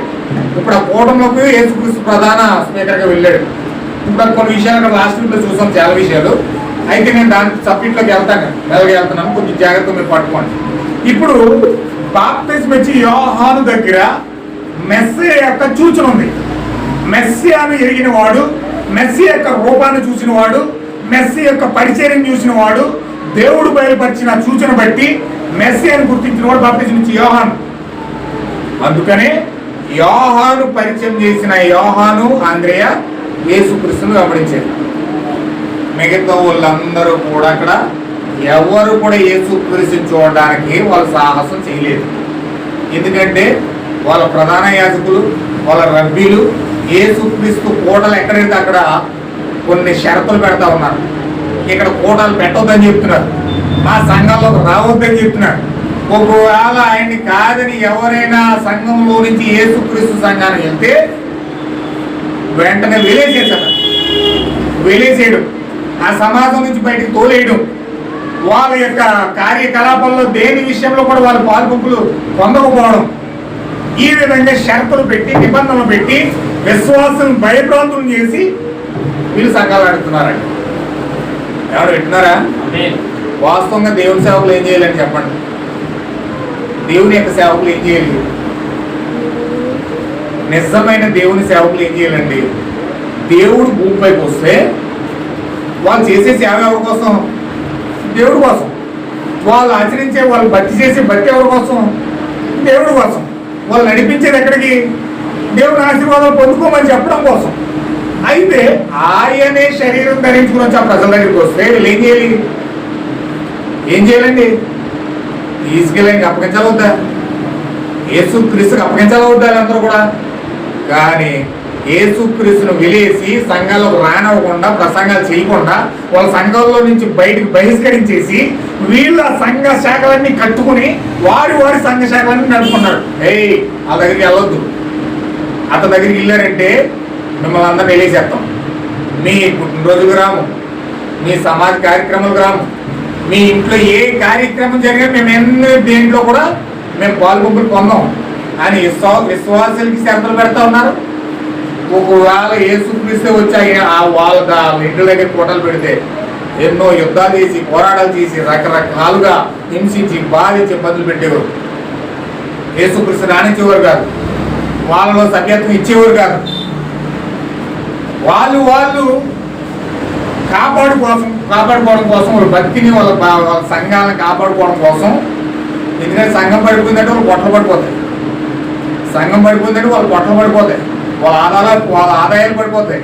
ఇవన్నీ ఆలోచించుకుని వారి జీవితాన్ని కాపాడుకోవడం కోసం, వారి సంఘాలను కాపాడుకోవడం కోసం వాళ్ళు ఏం చేశారంటే, నిజమైన దేవుని యొక్క కుమారుడు శరీరం ధరించి భూమికి వస్తే కనీసం వాళ్ళ జీవితాల్లో కాదు కదా, వాళ్ళ సంఘాల్లో కూడా వాళ్ళు ఎంటర్ చేయనవారు. హల్లెలూయా. అర్థమవుతుందండి? ఆ రోజు జరిగిన కథ, సన్నివేశాలు, సిచ్యువేశాలు. అయితే ఇక్కడ జరిగింది ఏంటంటే, ఇప్పుడు ఇది రెండవ రాకడ. ఇది రెండవ రాకడ సమయంలో దేవుడు భూమిపైకి వచ్చి తన బిడ్డలు కలుసుకోపోతున్నాడు. మొదటి రాకడలో ఎలాగైతే యేసుక్రీస్తు వచ్చి వాళ్ళని కలుసుకొని ఎవరైతే దేవుని యొక్క పిల్లలు అనబడిన వారు ఉన్నారో వాళ్ళందరినీ పిలిచి 120 మంది సంఘాన్ని కట్టి ఆయన ఆరోహణం అయిపోయాడు, అలాగే రెండవ రాకడలో ప్రభువైన యేసుక్రీస్తు వచ్చి అన్యజనులు కలుసుకుంటాడు. ఈ అన్యజనులు కలుసుకున్నప్పుడు ఈ రెండవ రాకడకు ముందుగా ఎవరు రావాలండి? మలాకి గ్రంథము 4వ అధ్యాయము. నేను కొంచెం పునరేస్తున్నాను. నేను స్పీడ్గా వెళ్తాను, త్వరగా ముగిస్తాను. ఈరోజు అవసరమైతే వచ్చే వారానికి కంటిన్యూ చేస్తాను. మలాకి గ్రంథం 4వ అధ్యాయం 5వ వచనం. యెహోవా నియమించిన భయంకరమైన మహాదినము రాకమునకు నేను ప్రవక్తకు ఏలియాను మీ యొద్దకు పంపుదను. నేను వచ్చి దేశమును శపింపకుండానట్లు అతడు తండ్రుల హృదయమును పిల్లల తట్టును తండ్రుల తట్టును తిప్పును. ఇదన్నమాట. యెషయా ఎలాగైతే బాప్తిస్మం ఇచ్చి యోహాను కోసం ప్రవచించాడో, ఆ ఏలియా వచ్చి మార్గాన్ని సిద్ధపరచడాన్ని యెషయా బాప్తిస్మం ఇచ్చి యోహాను కోసం ఎలాగైతే ప్రవచించాడో, ఇప్పుడు రెండవ రాకడకు ముందు రాబోతున్న ఏలియా కోసం ఇక్కడ మలాకి ప్రవచిస్తున్నాడు. అక్కడ ముందుగా యెషయా ప్రవచించాడు, రాకడకు ముందు బాప్తిస్మం ఇచ్చి యోహాను వచ్చి ఆ పరిచయం చేశాడు. ఇప్పుడు అలాగే రెండవ రాకడకు ముందు రాబోతున్న ఏలియా కోసం ఇక్కడ మలాకి ప్రవచిస్తున్నాడు. ఏమన్నా ప్రవచిస్తున్నాడు అంటే, యెహోవా నియమించిన భయంకరమైన మహాదినం రాకమునుకు అనగా 3వ ప్రపంచ యుద్ధం రాకమునుకు నేను ప్రవక్త ఏలియాను మీ యొద్దకు పంపుతాను. ఆయన వచ్చి దేశాన్ని చప్పిపోకున్నట్లు అతడు తండ్రుల హృదయాన్ని పిల్లల వైపు తిప్పాలి, పిల్లల హృదయాన్ని తండ్రుల వైపు తిప్పాలి. అంటే పిల్లలు ఎవరంటే అపోస్తులు అయి ఉన్నారు, తండ్రులు ఎవరంటే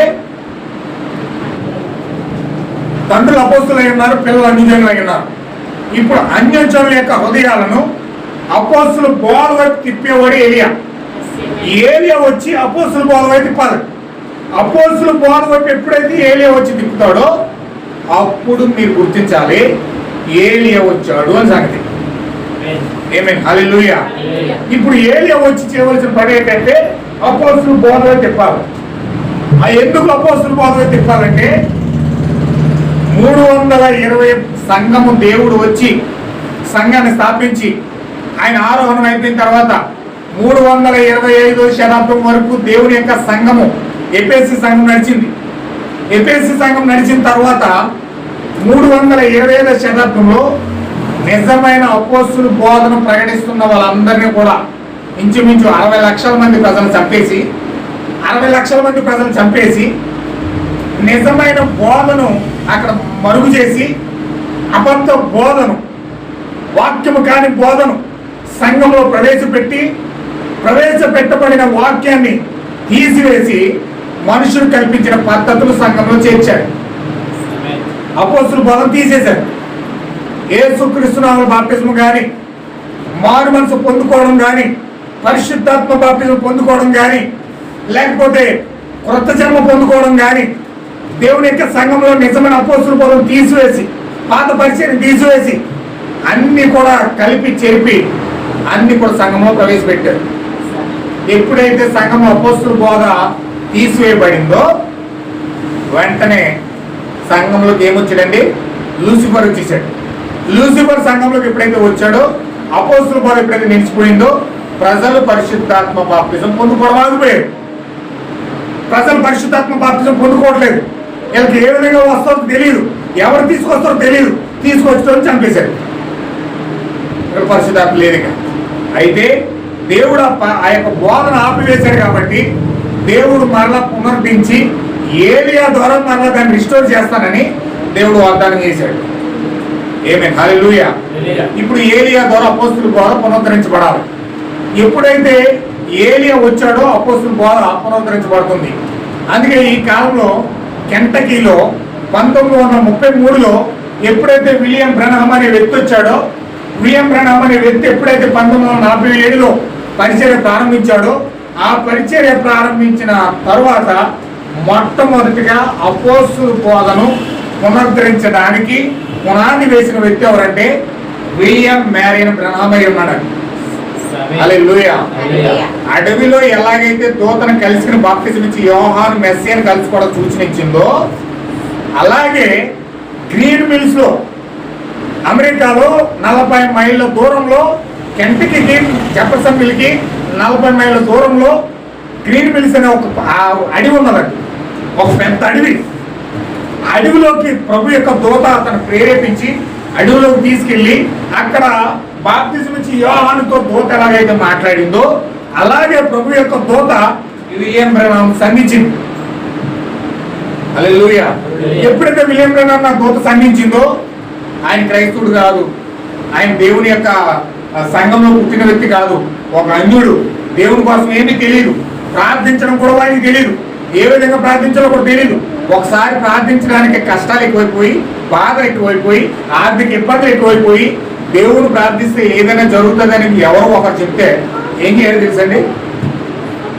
ఒక పేపర్ మీద చిన్నపిల్లలు లీవ్ లెటర్ పెట్టినప్పుడు లీవ్ లెటర్ రాసి మాస్టర్కి ఇస్తారు చూసారా, అలాగే ఈయన ఏం చేశాడంటే ఒక లెటర్ రాసి, ఓ ప్రభువా, నాకు ఈ సమస్యలు ఉన్నాయి, నాకు ఈ యొక్క కార్యాలు ఉన్నాయి, నువ్వు నీతో మాట్లాడితే ఈ కార్యాలన్నీ తీరుతాయట, నువ్వు దేవుడు అని నాకు తెలిసింది, ఒకవేళ నువ్వే సర్వోన్నతమైన దేవుడు అని నాకు తెలిస్తే నేను నిన్నే ఆరాధన చేస్తాను, నా ఆలోచనలు అయ్యి నా కార్యాలు అని చెప్పి పేపర్ మీద రాసి ఆ అడవిలోకి వెళ్ళి చెట్టుకి గుచ్చేసి ఓ చెట్టుకి వెళ్ళిపోయిట. దేవుడు నువ్వు వచ్చి చదువుకొని అంత అమాయకుడు.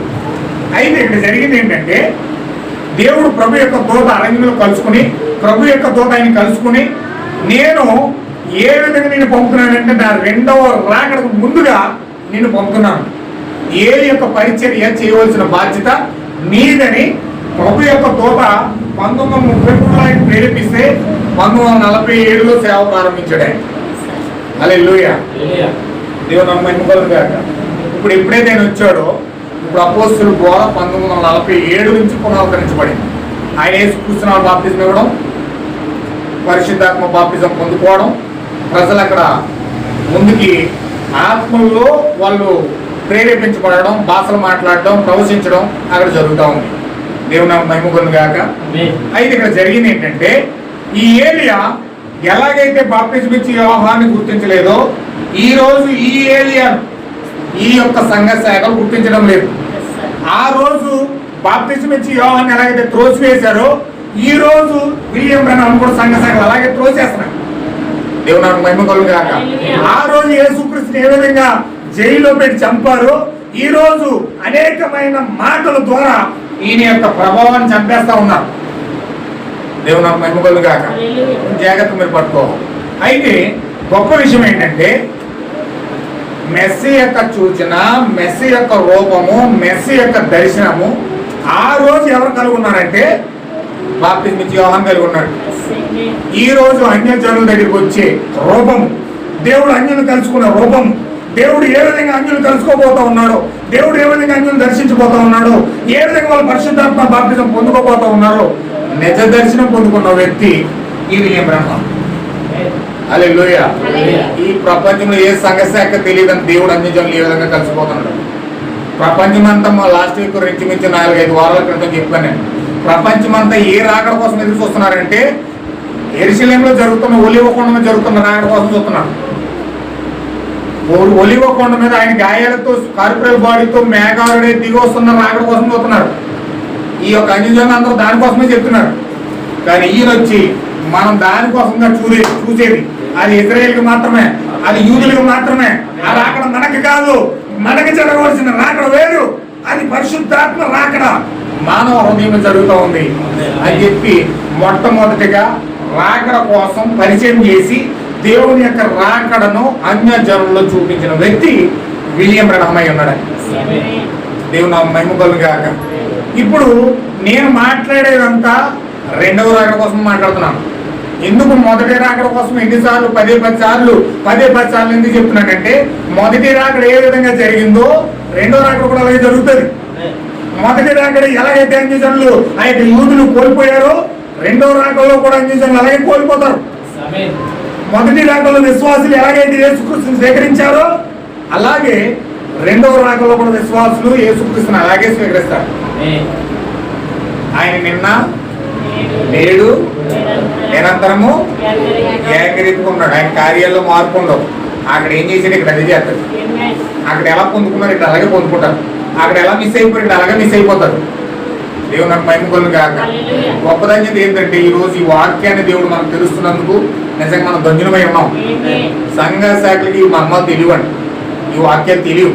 ఈ యొక్క నిజమైన దేవుని యొక్క జీవము వారు ఉన్నదని, దేవుని యొక్క రాకడ జరుగుతుందని, ఆ యొక్క ఏలియా భూమికి వచ్చాడన్న సంగతి ఈ రోజు సంఘ శాఖలకు తెలియదండి. సంఘ శాఖలు ఎంతసేపు దేవుడిని దీవించును గాక, దేవుడిని ఆశీర్వదించును గాక, లేకపోతే ఆశీర్వాదాల మీద ఆశీర్వాదాలు, లేకపోతే వాగ్దానాల మీద వెళ్తా ఉన్నారు. హల్లెలూయా. ప్రజలకు కూడా ఎక్కువ ఆసక్తి దేని మీద ఉందండి. అలా ప్రార్థన చేస్తే ఇలాగో తట్లో వైకోట్లు అడుకోవాలి, వెంటనే ఎట్టుకు వచ్చి పెట్టించుకోవాలి. ఈరోజు ప్రజలు కష్టపడకూడదు అనమాట. అసలే కష్టపడకుండా దేవుడు ప్రార్థన చేసేది దేవుడు ఇచ్చే పెట్టుకోవాలి. అలాగే ఎదురు చూస్తున్నారు. ఈ జిమ్మిక్కులు మరమ్మతులు మన ఈ అన్ని చేసే వాళ్ళు కూడా అలాగే చేస్తున్నారు. టచ్ అన్నాడు ఒకడు, బుస్ అన్నాడు ఒకడు, ఆ కెట్టాలంటే ఇలా గెంటున్నాడు ఒకడు, ఆ ఏదేదో చేస్తున్నారు. ప్రెగ్నెంట్ అవ్వకపోతే ఇంకొకరు ఏం చేస్తున్నారంటే అట్టుకుని అట్టుకొని చెప్తున్నాడు. అట్టుకుని అట్టుకొని ప్రార్థన చేసి అట్టుకుని ఇస్తే వాళ్ళు ప్రెగ్నెంట్ అయిపోతున్నారంట. ప్రజలకి ఆహా భలే ఉందని చెప్పి ప్రార్థన చేయని అవసరం లేదు, ఇక అట్టుకుని తింటే సరిపోతుంది, ప్రెగ్నెంట్ అయిపోతాం అని శుభ్రంగా వెళ్ళి అట్టుకుని తినేస్తాను. ప్రార్థనతో పని లేదు, ఇక అట్టుకుని తింటే సరిపోతుంది. ప్రార్థనతో పని లేదు, ఇక ఏదో దుప్పటికి దూరితే అయిపోతుంది. ఏలియా దుప్పటి అని చెప్పి ఆ దుప్పటి ఇలా కప్పుతున్నాడు. ఆ దుప్పటి కింద ఇలా కప్పుతేనంటే పరిశుద్ధాత్మ వచ్చేద్దాడు. ఇది ఎక్కడ విడ్డూరము. రకరకాల విన్యాసాలు చేస్తున్నారు ఈరోజు పాస్టర్. ఎలీషా మీద అలా దుప్పటేశాడు. ఆ దుప్పటి ఏలియా పొందుకున్నాడు, రెండింతల ఆత్మ పొందుకుంటానండి. ఈ రోజు పాస్టర్లు ఏం చేస్తున్నారు, ఇది ఏలియా దుప్పటే, రెండింతల ఆత్మ వచ్చింది, మీకు కూడా వస్తుందని చెప్పి దుప్పటి ఎలా పడుతున్నారు. ఆ దుప్పట్లో ఏం నిద్ర వస్తుంది, ఏం రావట్లేదు. హల్లెలూయా.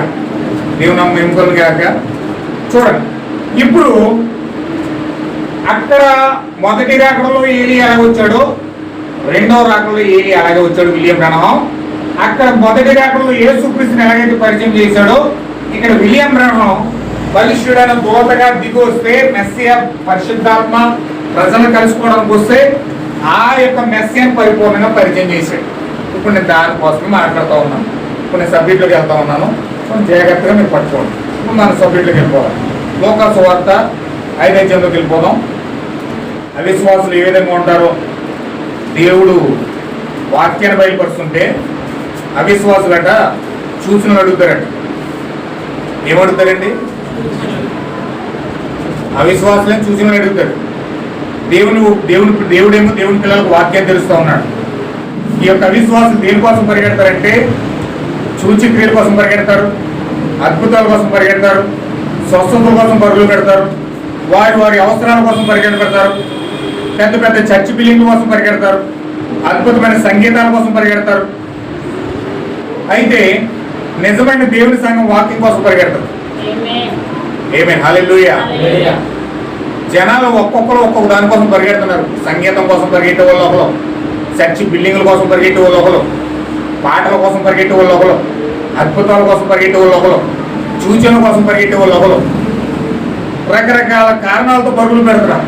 కానీ నిజమైన దేవుడి పిల్లలు దేనికోసం పరిగెడతారండి? వాక్యం ఎక్కడుంటే అక్కడ ఉంటారు.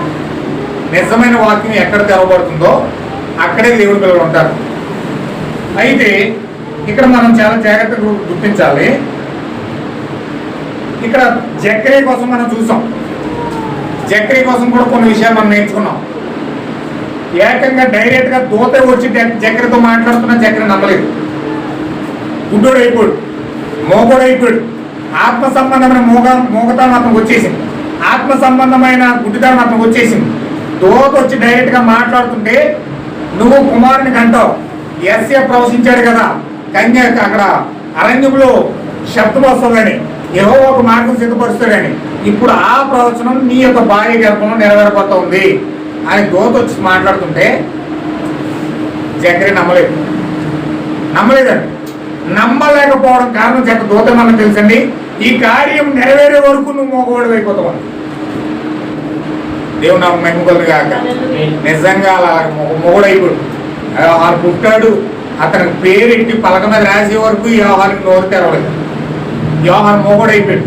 దాని ద్వారా మనం తెలుసుకున్నాం నాలుక ఎలాగైతే మోగదైపోతుందంటే నాలుకలో ఎటువంటి లక్షణాలు ఉంటాయంటే మనం చాలా విషయాలు చూస్తాం. నాలుక కింద దేవుని యొక్క దూత చెప్పిన మాటలు నమ్మకపోతే, దేవుడు తెచ్చిన వర్తమానము దూత ద్వారా ఆయన పంపిస్తే ఆ మాటలు నమ్మకపోతే ఆ నాలుగు ఎలా మారిపోతుందంటే నోటిలో వాక్యం ఉండదు, ప్రవచన వాక్యాన్ని వారు నమ్మరు, సర్పవిషం వారి నాలుగు కింద ఉంటుంది. వారు పైకి తీయగా మాట్లాడతారు కానీ వారి నాలుగు కింద విషం ఉంటుంది. నాలుగు ఎలా మారిపోతుందంటే వాళ్ళ నాలుగు కంఠము తెరిచిన సమాధి. వారి నోరు శాపంతోనూ కపటంతో నిండిపోద్ది, పాపంతో నిండిపోద్ది. వాళ్ళు నోటితో ఇచ్చకలాడతారు, వెంకలాడతారు. ఏమండి, చాలా భయంకరంగా వాళ్ళు కపటంతో నిండిపోతారు. వాళ్ళ నోటి నిండా కొండేలు ఉంటాయి, సాడీలు చెప్తారు అనమాట. వీళ్ళు ఎంతసేపు కొండలు చెప్పిన వాళ్ళ మీద వీళ్ళ మీద వాళ్ళ మీద వీళ్ళ మీద వాళ్ళు అలా చేశారంటే వీళ్ళ నోరు ఎలా మారిపోతుందంటే ఎంతసేపు కొండలు చెప్తారు, సాడీలు చెప్తారు. వాళ్ళు ఎలాగండి ఎలాగండి ఎలాగండి అని. వీళ్ళు ఆ దూత మాట నమ్మకపోతే వీళ్ళ నోరు ఇలా మారిపోతుంది. సాడీలు ఉంటాయి, అసూయ ఉంటుంది, భేదాలు ఉంటాయి, కొండేలు ఉంటాయి. ఏమండి, భయంకరంగా వాళ్ళ నాలుక అంటే వాడిగల కత్తి, ఒకడికి కత్తికి పోయినట్లు వాళ్ళ నాలుగుకి పోయినెడతారంట. నాలుగుకి పోయినెడతారు. ఇతను ఎలా పడగొట్టాలా, అలాగే ఏం చెప్పాలా, ఏ సాడీలు చెప్తే ఇతను పడిపోతాడా అని కత్తికి పోయినట్లు నాలుగు పోయినెడతారంట సాడీలు చెప్పడం కోసం. ఏమండి, ప్రతి వాడి హృదయం అంతరంగం అబద్ధం, అగాధం. వాళ్ళు కూరుడు వాళ్ళ నాలుగే కారణం. వాళ్ళ నోటి మాటతో ముఖస్తుతి చేస్తారు, నాలుగుతో అబద్ధాలు చెప్తారట, అబద్ధ సాక్ష్యాలు చెప్తారట, అన్నదమ్ముల మధ్యలో జగడాలు పుట్టిస్తారట, కత్తిపోటు మాట్లాడతారట, బుద్ధిహీనుల నోరు ఉంటుందట, చెడు నడవడి గల దోషపు మాటలు వాళ్ళు మాట్లాడతారట. ఇవన్నీ కూడా మనం చాలా చూసాం. చాలా నాలుగు కోసం మీరు అంతకుముందు మెసేజ్లు ఉన్నాయి కాబట్టి మీరు వినండి. నేను మీకు మరలా జ్ఞాపకం చేస్తా ఉన్నాను.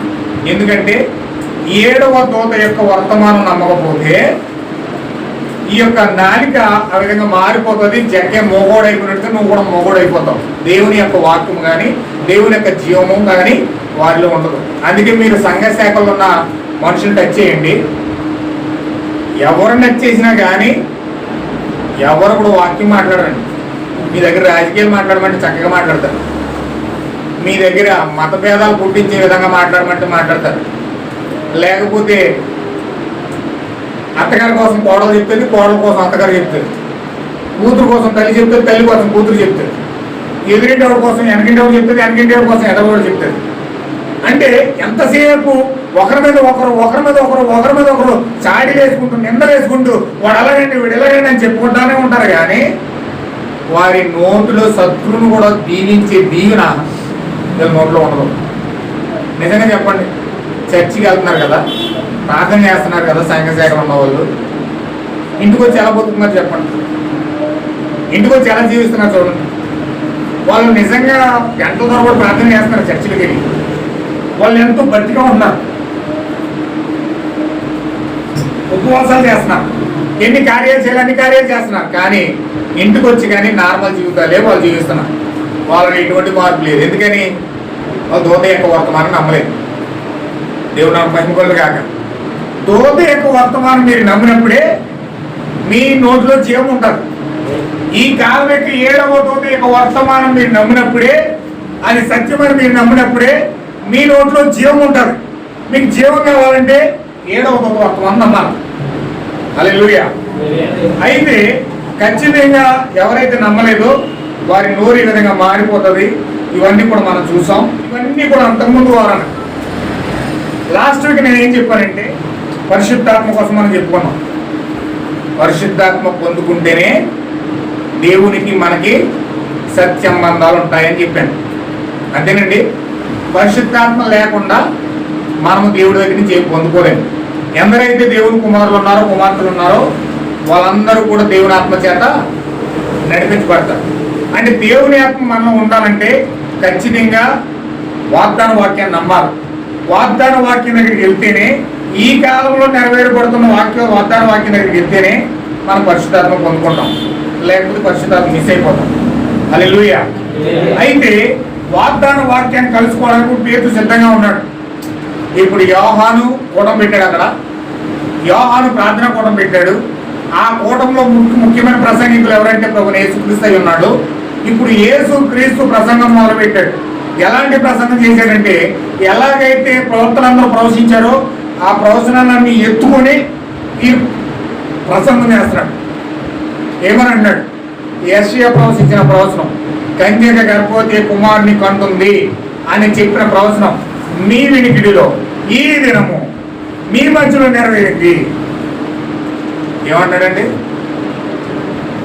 యెషయా ప్రవచించిన ప్రవచనం కన్యక గర్భవతి కుమారుని కంటుందని చెప్పాడు కదా. ఇప్పుడు ఆ ప్రవచనం ఎక్కడ నెరవేరింది? ఆ నెరవేర్పు ఎవరంటే ప్రభువు యేసుక్రీస్తు అయి ఉన్నాడు. యెషయా 800 సంవత్సరాల క్రితం ప్రవచించిన ప్రవచనం యొక్క నెరవేర్పు యేసుక్రీస్తు అయి ఉన్నాడు. యేసుక్రీస్తు అక్కడ నిలబడి ఆ ప్రవచనం యొక్క నెరవేర్పు నేనే అంటున్నాడు. ఎవరండి? గాడిద మీద ఎక్కువ వస్తారని చెప్పాడు. ఆ గాడిద మీద ఎక్కువ వచ్చే అసలైన మెస్సియాను మీక ప్రవచించిన ప్రవచనం యొక్క నెరవేర్పు నేనే. ఆ యొక్క మీక ప్రవచించాడు బెత్లెహేములో పుడతాడని. బెత్లెహేములో పుట్టిన వ్యక్తిని నేనే అని ప్రతి లేఖనాన్ని ఫుల్ఫిల్ చేసుకుని అక్కడ మీ మధ్యలో ఈ దినము ఈ లేఖనం నెరవేరిందని చెప్తా ఉన్నాడు. ఎంతమంది గుర్తిస్తున్నారండి? ఈ కాలం ప్రవక్త కూడా ఎప్పుడైతే మలాకి గ్రంథం 4:5 తీసుకున్నాడో మీ వినికిడిలో ఈ లేఖనం ఫుల్ఫిల్ అయింది. ఆ యొక్క మలాకి 4:5 యొక్క ఫుల్ఫిల్ యొక్క నెరవేర్పు, ఆ నెరవేర్పు తెచ్చిన వ్యక్తిని ఎవరో కాదు నేనే అని చెప్పి ఆ యొక్క వాక్యాన్ని ఫుల్ఫిల్ చేసుకుంటూ ఆ లేఖనాన్ని ఫుల్ఫిల్ చేసుకుంటూ నేనే అన్న సంగతి బయలుపరుస్తూ ఉన్నాడు ఆయన. దేవుని మహిమగొల్లు గాక. ఇప్పుడు యేసుక్రీస్తు ప్రసంగం మొదలుపెట్టాడు. ప్రసంగం మొదలెట్టిన తర్వాత పేతురు ఏమన్నాడంటే, ఎక్కడో వెనకాల కూర్చున్న వాడు ఎలాగొచ్చేసాడు, ముంగరకు వచ్చేసాడు. ఎందుకంటే ప్రసంగం బాగా నచ్చింది పేతురికి. ఆ ప్రసంగం బాగా పేతురికి మెచ్చి ముందుకు వచ్చి కూర్చున్నాడు. ముందుకు వచ్చి కూర్చున్న తర్వాత యేసుక్రీస్తు ఆయన ఏం చేస్తున్నాడంటే పేరు పెట్టి పిలుస్తూ ఉన్నాడు. ఏం చేస్తున్నాడండి? పేతురు, నువ్వు రాయిలాంటి వాడివి, నీ తండ్రి సీమోను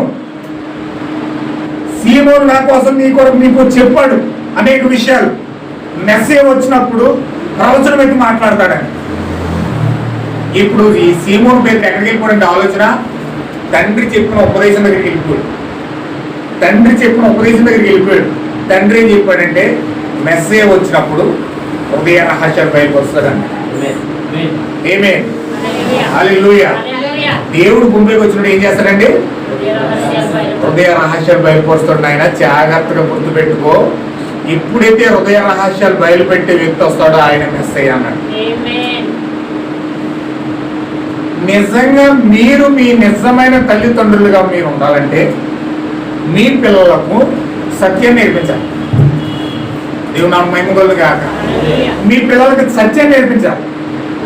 దేవుడు యోనాకు సత్యాన్ని నేర్పించాడు కాబట్టి ఆ మెస్సేజ్ వచ్చినప్పుడు ఏం జరుగుతుందో యోనా విన్నాడు కాబట్టి యోనా పేతురుకు చెప్తున్నాడు. పేతురు నాన్నగారి పేరు యోనా. యోనా ఏం చెప్తున్నాడంటే, నాన్న నీవు పెద్ద అయ్యాక నా తరంలో మెస్సియా రాలేదు, ఒకవేళ నీ తరంలో అయినా రావచ్చు.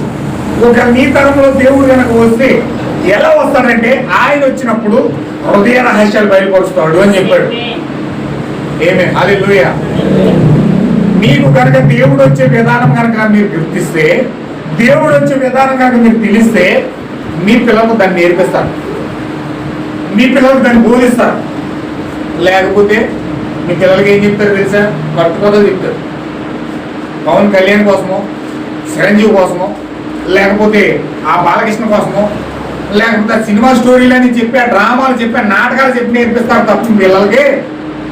లేకపోతే కట్టుకథలని చెప్పి సందమామ రావే జావిలు రావే అని అయోమయం కథలన్నీ చెప్తారు కానీ, లేకపోతే చిట్టి చిలకమ్మ కథలు చెప్తారు కానీ, లేకపోతే ఏవో రకరకాల కల్పనా కథలు చర్చలు జరుగుతున్న క్రిస్మస్ కోసం, లెండి దినాల కోసం, ఆచారాల కోసం, సిద్ధాంతాల కోసం చెప్తారు కానీ, ఆయన నేర్పిస్తారు కానీ, నాన్న దేవుడిని దీవిస్తాడు, వెళ్ళి క్రిస్మస్లో కూర్చో, క్రిస్మస్ తాత వస్తాడు నీ చాక్లెట్ ఇస్తాడు అందులో కూర్చో. లేకపోతే శాంతా క్లాసులు నేర్పిస్తారు కానీ, అబద్ధమైన కల్పన కథలన్నీ ప్రజలకు చిన్నపిల్లలకు నేర్పిస్తారు కానీ, అసలు దేవుడు నీ జీవితంలోకి ఎలా వస్తాడో నేర్పించలేని తండ్రి అసలు తండ్రి కాదు. నా మాట ఎంతమందికి అర్థమవుతుంది?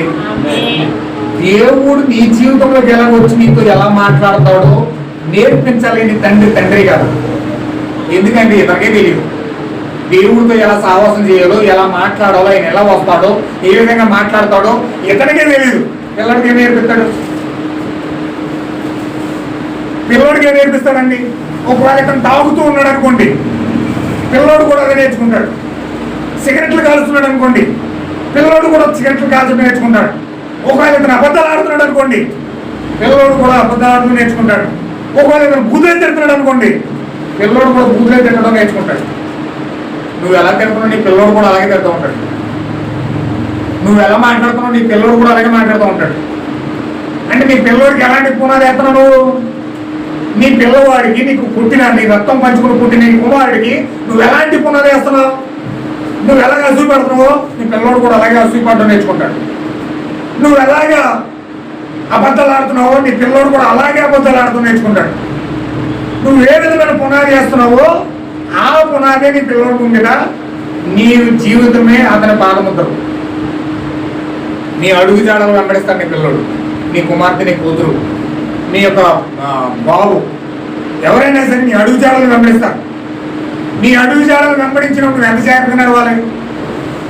నువ్వు చెడిపోవడమే కాకుండా నీ పిల్లలు కూడా చెడిపేసే కార్యం నువ్వు చేస్తున్నావు. నువ్వు చెడిపోవడమే కాకుండా, నువ్వు అసహ్యమైన వ్యక్తిగా మారిపోవడమే కాకుండా నీ కుమారుని కూడా అలా తయారు చేస్తున్నావు. ఇది ఎంత పనికిమాలిన చర్య తెలుసండి, ఎంత భయంకరమైన పాపమో తెలుసండి. అసలు క్షమించరాని నేరాల్లో భయంకరమైన నేరం ఏదంటే నీ యొక్క ప్రభావం అంతా నీ పిల్లోడి మీద పడుతుంది. దేవుడు నాకు మహిమ కలుగుగా. ఏమన్నా ఎంతమందికి అర్థమవుతుంది? పేతురు ఒక మంచి మార్గాన్ని యోనా వేసాడు కాబట్టి ఈరోజు పేతురు వాక్యం మీద ఆసక్తి కలిగి వాక్యం వినడానికి ఇంట్రెస్ట్ చూపెత్తాడు. యేసుక్రీస్తు వాక్యం మాట్లాడుతుంటే నిజంగా వాక్యం మాట్లాడుతున్నాడు, ఈయన మెస్సయ్యే అని సంగతి గుర్తించి మరింత దగ్గరగా వెళ్ళి వాక్యం వినడానికి ఇష్టపడతాడు. ఆ పునాది ఎవరు వేసారు తెలుసండి? వాళ్ళ నాన్నగారు వేసాడు. నాన్న మెస్సీ వచ్చినప్పుడు అతను చక్కగా హృదయాంతరంగంలో నుంచి వాక్యాన్ని వెల్లడి చేస్తాడు, హృదయ రహస్యాన్ని బయలుపరుస్తాడు, నీ జీవితం ఏంటో చెప్తాడు, నువ్వు ఏ విధంగా బాధపడుతున్నావో చెప్తాడు, ప్రవచనాన్ని ఎత్తుకుని మాట్లాడతాడు, ఆయన ఏ విధంగా నెరవేర్పు చేస్తున్నాడో ఇవన్నీ కూడా చక్కగా ఎక్స్ప్లెయిన్ చేస్తాడు. హల్లెలూయా అని చెప్తూ ఉన్నప్పుడు ఆ మాటలు శ్రద్ధగా విన్న కుమారుడు తన తండ్రి చెప్పిన మాటలు బయట ఎన్ని విషయాలు చెప్పిన పట్టించుకోరని పిల్లలండి. ఒక 10 సంవత్సరాలు వచ్చే వరకు కూడా బయట ఎవరు మాస్టర్ నేర్పించినా, టీచర్ నేర్పించినా, లేకపోతే ఎవరు ఎన్ని నేర్పించినా ఎవరు పట్టించుకోరండి. పిల్లలు పట్టించుకోరు అసలు. 10 సంవత్సరాల వరకు తల్లిదండ్రులు ఏది నేర్పిస్తున్నారు అదే వింటారు. 10 సంవత్సరాల వరకు తల్లిదండ్రులు ఏది నేర్పిస్తున్నారో అబద్ధం నేర్పించిన అబద్ధం నేర్చుకుంటారు, చెడు నడత నేర్పించినా నేర్చుకుంటారు, మంచి నేర్పించినా నేర్చుకుంటారు. ఇంకొక విషయం ఏంటంటే నీ మాటల కంటే నీ జీవితాన్ని ఎక్కువ పరిశీలిస్తారు పిల్లలు. నీ జీవితాన్ని ఎక్కువ వాళ్ళు పరిశీలిస్తారు. ఏ సమయంలో అబద్ధాలు ఆడుతున్నావు, ఏ సమయంలో మోసాలు చేస్తున్నావు, ఏ సమయంలో మాట ఎలా మాట్లాడుతున్నావు, ఏ సమయంలో నువ్వు ఎలా నటిస్తున్నావో నీ పిల్లలు నేను గమనిస్తాను. ఎవరినో బయట మోసం చేయడం కాదు, నీ పిల్లలే నిన్ను మోసం చేసే కాలం వస్తుంది. నీ పిల్లలే నిన్ను నాశనం చేసే కాలం వస్తుంది. ఎందుకని? నువ్వు వాళ్ళకి నీతి నేర్పించడానికంటే, మంచి నేర్పించడానికంటే చెడు ఎక్కువగా నేర్పించే వాళ్ళకి నీ చెడు ప్రభావం ఎక్కువ నీ పిల్లల మీద పడింది. అందుకని నీ జీవితంలో నీ పిల్లలు ఏ విధంగా మారిపోతారంటే, కనీసం వాళ్ళని చూసి నీవు కన్నీళ్లతో ములిగి ములిగి ములిగి కుషించిపోయే స్థితి నీకు దగ్గరికి తీసుకొస్తాడు దేవుడు. ఎందుకని? నువ్వు పిల్లలు అటువంటి పునాది వేసావు కనుక. ఎంతమందికి అర్థమవుతుంది? అందరూ ఒకసారి ఆమె చెప్పండి. చక్కని పునాది వేసాడు యోనా. ఆ పునాదిని బట్టి పేతురు ఎలా మారుతున్నాడు చూడండి. పేతురు దగ్గరికి పోయి యేసుక్రీస్తు వచ్చి, ఓ సీమోను బరయోనా నువ్వు ధన్యుడు అన్నాడు. బరయోనా అంటే అర్థం ఏంటంటే, హీబ్రూ భాషలో బరయోనా అంటే అర్థం ఏంటంటే, నీవు యోనా కుమారుడివి, నీ తండ్రి పేరు యోనా. అంటే ఈయన ఎప్పుడు వచ్చాడు? ఈయనకి నిండా పోతే 30 సంవత్సరాలు కూడా లేవాడు. యోనా ఇంచుమించు 60 సంవత్సరాల క్రితమే చచ్చిపోడు. యోనా ఈయన పుట్టక ముందే చచ్చిపోడు. యేసుక్రీస్తు పుట్టక ముందే చచ్చిపోయాడు. కానీ యేసుక్రీస్తు పుట్టి 30 సంవత్సరాలు పరిచయం చేసి ఇప్పుడు పరిచయంలోకి వచ్చి ఈ పేతురు పిలిచేయమంటాడంటే, ఓ సీమోను బరయోనా అన్నాడు. ఓ యోనా కుమారుగా కమిన్ దగ్గరికి రా అన్నాడు. నా తండ్రి పేరు యోనా అన్న సంగతి ఇంకెలా తెలిసిపోయింది? వెంటనే అర్థమైంది, నా తండ్రి చెప్పిన హృదయ రహస్యాలు బయలుపరచబడిన దేవుడు ఈయనే అన్న సంగతి పేరు అర్థమైంది. ఆమేన్, హల్లెలూయా. వెంటనే ఆ యొక్క ముందు కూర్చున్నాడు. ప్రసంగం మొదలెట్టి యేసుక్రీస్తుడు ప్రసంగం మొదలుపెట్టి పేరు పెట్టి పిలిచాడు. పేరు పెట్టి పిలిచినప్పటికి ఎక్కలేని ఎక్సైట్మెంట్ అంతా, ఎక్కలేని ఉత్సాహం అంతా కూడా పేరులో వచ్చేసింది. నా పేరు ఇంకెలా తెలిసింది? అసలు ఎప్పుడు నేను కలవలేదే, ఎప్పుడు ఇంతో మాట్లాడలేదే, ఎవరు చెప్పారు నా పేరని చెప్పి ఆయన కలవరిస్తూ యేసుక్రీస్తు దగ్గరగా వెళ్ళి పేతురు యొక్క బాధ ఏంటో ఎరిగాడు. పేతురు బాధ ఏంటంటే రాత్రి అంతా కష్టపడ్డాడు. రాత్రి అంతా కష్టపడ్డాడు, ఒక్క చేప కూడా పర్లేదు. హల్లెలూయా. రాత్రి అంతా కష్టపడ్డాడు, ఒక్క చేప కూడా పర్లేదు. చాలా విచారంతో ఉన్నాడు. ఎంత సీనియర్ని, ఎంత మంచి చేపలు పట్టడంలో ఎక్స్పర్ట్ని, అయినా కానీ ఒక్క చేప కూడా పట్టలేకపోయానే అని చెప్పి చాలా బాధతో వేదంతో ఉన్నాడు. అప్పుడు యేసుక్రీస్తు మెల్లగా పేతురు దగ్గరికి వెళ్ళి, పేతురు ధోని కొంచెం లోనికి నడిపించన్నాడు. ధోని కొంచెం లోనికి నడిపించమన్నాడు. హల్లెలూయా. మన మెసేజ్ ఇక్కడ ఆగింది. మొన్న వారం ఎక్కడ ఆగిందండి? లోతుకు నడిపించే దగ్గర ఆగింది. సంఘం యొక్క ప్రాముఖ్యత ఏంటంటే వాక్యము పొందుకోవడం. ఆమేన్, హల్లెలూయా. సంఘానికి ఎందుకు రావాలంటే మనం వాక్యాన్ని పొందుకోవడం రావాలి. కానీ వాక్యాన్ని పొందుకోవాలంటే కనీసము మిమ్మల్ని మైండ్ స్టాండర్డ్ చేసి వాక్యం యొక్క కేంద్రీకృతం చేయడానికి మినిమం టైం గంట పడుతుంది. లేకపోతే మీ చుట్టూ ఆలోచన వాక్యం చెప్తాం అనుకోండి. మా ఇంట్లో పాస్టర్ గారు ఉన్నాడు. ఆయన ఏం చేసేవాడంటే వాక్యం చెప్తూ అమ్మా తల్లి ఖాళీ ప్లేస్ వచ్చేసాడు ఏంటి అనుకోడు. ఎందుకంటే ఈమె పాస్టర్ గారు అప్పుడప్పుడు హల్లెలూయా ఆమేన్ అంటాడు కదండి. వాక్యం చెప్పిన తర్వాత ఆమేన్ హల్లెలూయా అంటాడు. మధ్య మధ్యలో మిమ్మల్ని మెలుగు చేయడానికి ఈ పాస్టర్ గారు కూడా అలా చెప్తున్నాడు. ఆమేన్ హల్లెలూయా అన్నాడు వాక్యం చెప్పి. ఆమె తడబడుతూ ఎల్లుల్లిపాయ కోసం ఆలోచిస్తున్నామో. ఈయన ఆమేన్ హల్లెలూయా అంటే ఆ పన్నది సంఘంలో లేచి ఎల్లుల్లిపాయ అన్నాడు.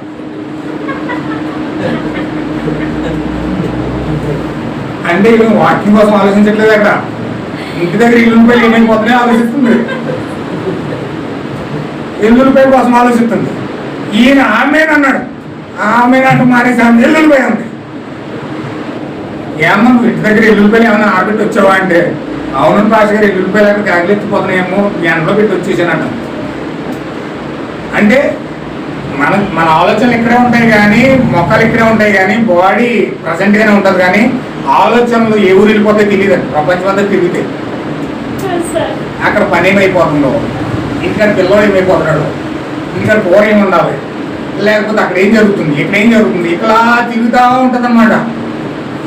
ఈ యొక్క ప్రజెంటేషన్ అంతా తీసుకొచ్చి మిమ్మల్ని వాక్యంలో పెట్టడానికి గంట పడుతుంది. మీరు అనుకుంటారు పాస్టర్ గంట చెప్పేడే ముగించట్లేదు అనుకుంటారు. ఆ గంటలో నువ్వు ఏమన్నా చెప్పండి. ఆ గంటలో నువ్వు ఆలోచించిన పని కోసమో లేకపోతే ఎల్లుల పని కోసమో లేకపోతే ఎన్ని పెరగల కోసమో ఆలోచించావు. ఇక్కడ ఏం ఆలోచించి ఏం పొందుకున్నావు? మిమ్మల్ని వాక్యంలో తీసుకురావడానికి పాస్టర్ పడే తప్పని ఎలా ఉంటుందంటే, ఇలా కొద్ది వాక్యమైన సరే హృదయంలోకి వెళ్తే బాగున్నాను, కొద్ది వాక్యమైన 2 ముక్కలైన హృదయంలోకి వెళ్తే బాగున్నాను అని చెప్పి ఆయాసంతో ఆ మార్గంలో తీసుకురావడానికి ఇక్కడ మేము పునాది వేసి తిప్పబడతా ఉంటాం. హల్లెలూయా. అది నా తప్పన అనమాట. నా యొక్క గురి ఏంటంటే అన్ని ఒక్క 2 విషయాలైనా హృదయంలోకి వెళ్తే ఆ 2 విషయాలు బట్టి వారం అంతా వాళ్ళు జీవిస్తారు. ఆ 2 విషయాలు బట్టి వారం అంతా ప్రార్థిస్తారు. ఆ 2 విషయాలు బట్టి వారం అంతా దీవించబడతారు అని పాస్టర్ యొక్క ఆశ. దేవుడు నాకు మహిమ కలుగును గాక. నిజమైన పాస్టర్ డబ్బులు వచ్చి పాస్టర్ కూడా ఏమవుతున్నాయి, ఏం పాత చేసేది ఏంటి, వాటిని 2 ముక్కలు చెప్తే నాకు కానుక నాకు వచ్చేస్తాయి కదా, 3 డేస్ వెళ్ళిపోవచ్చు కదా అనుకుంటాడు. డబ్బులు పాస్టర్ ఏంటంటే నేను ఎన్ని చెప్పినా సరే నా కానుక నాకు వచ్చేస్తాయి కదా, నేను వెళ్ళిపోతాను, నాకు ఏంటి జీతగాడు అలాగ ఆలోచిస్తాడు. కానీ నిజమైన కాపురు అలాగ ఆలోచించలేడండి. నిజమైన కాపురు అలా ఉండడు. అతను హృదయంలో భారం ఉంటుంది. వాళ్ళ జీవితాలు వాక్యం పెట్టాలని, వాళ్ళ హృదయంలో వాక్యం పెట్టాలి. ఎందుకంటే వాక్యమే దీవున, వాక్యం ద్వారానే వాళ్ళు దీవించబడతారు. వాళ్ళు 10 మందిలో ఉన్నా, ఈ కుటుంబంలో ఉన్నా, ఇంట్లో ఉన్నా, ఏ విధంగా ఎటువంటి పరిస్థితుల్లో కూడా వాక్యం ద్వారానే ఆరాధించబడతారు. దేవుడు నాకు మహిమ కలుగును గాక. ఒకరోజు ఒక స్త్రీ ప్రార్థన అయిపోయింది, ఇంటికి వెళ్ళాడు. ఇంటికి వెళ్ళిన కూర ఉండలేదంట. కూర ఉండకపోతే ఆయన ఎందుకు నువ్వు కూర ఉండలేదు, అలా ఆయన దేవుడు నమ్మడు, వాక్యాన్ని నమ్మడు, చర్చిలోకి రాడు. నేను ప్రార్థన చూసుకుని ఇంటికి వెళ్ళింది.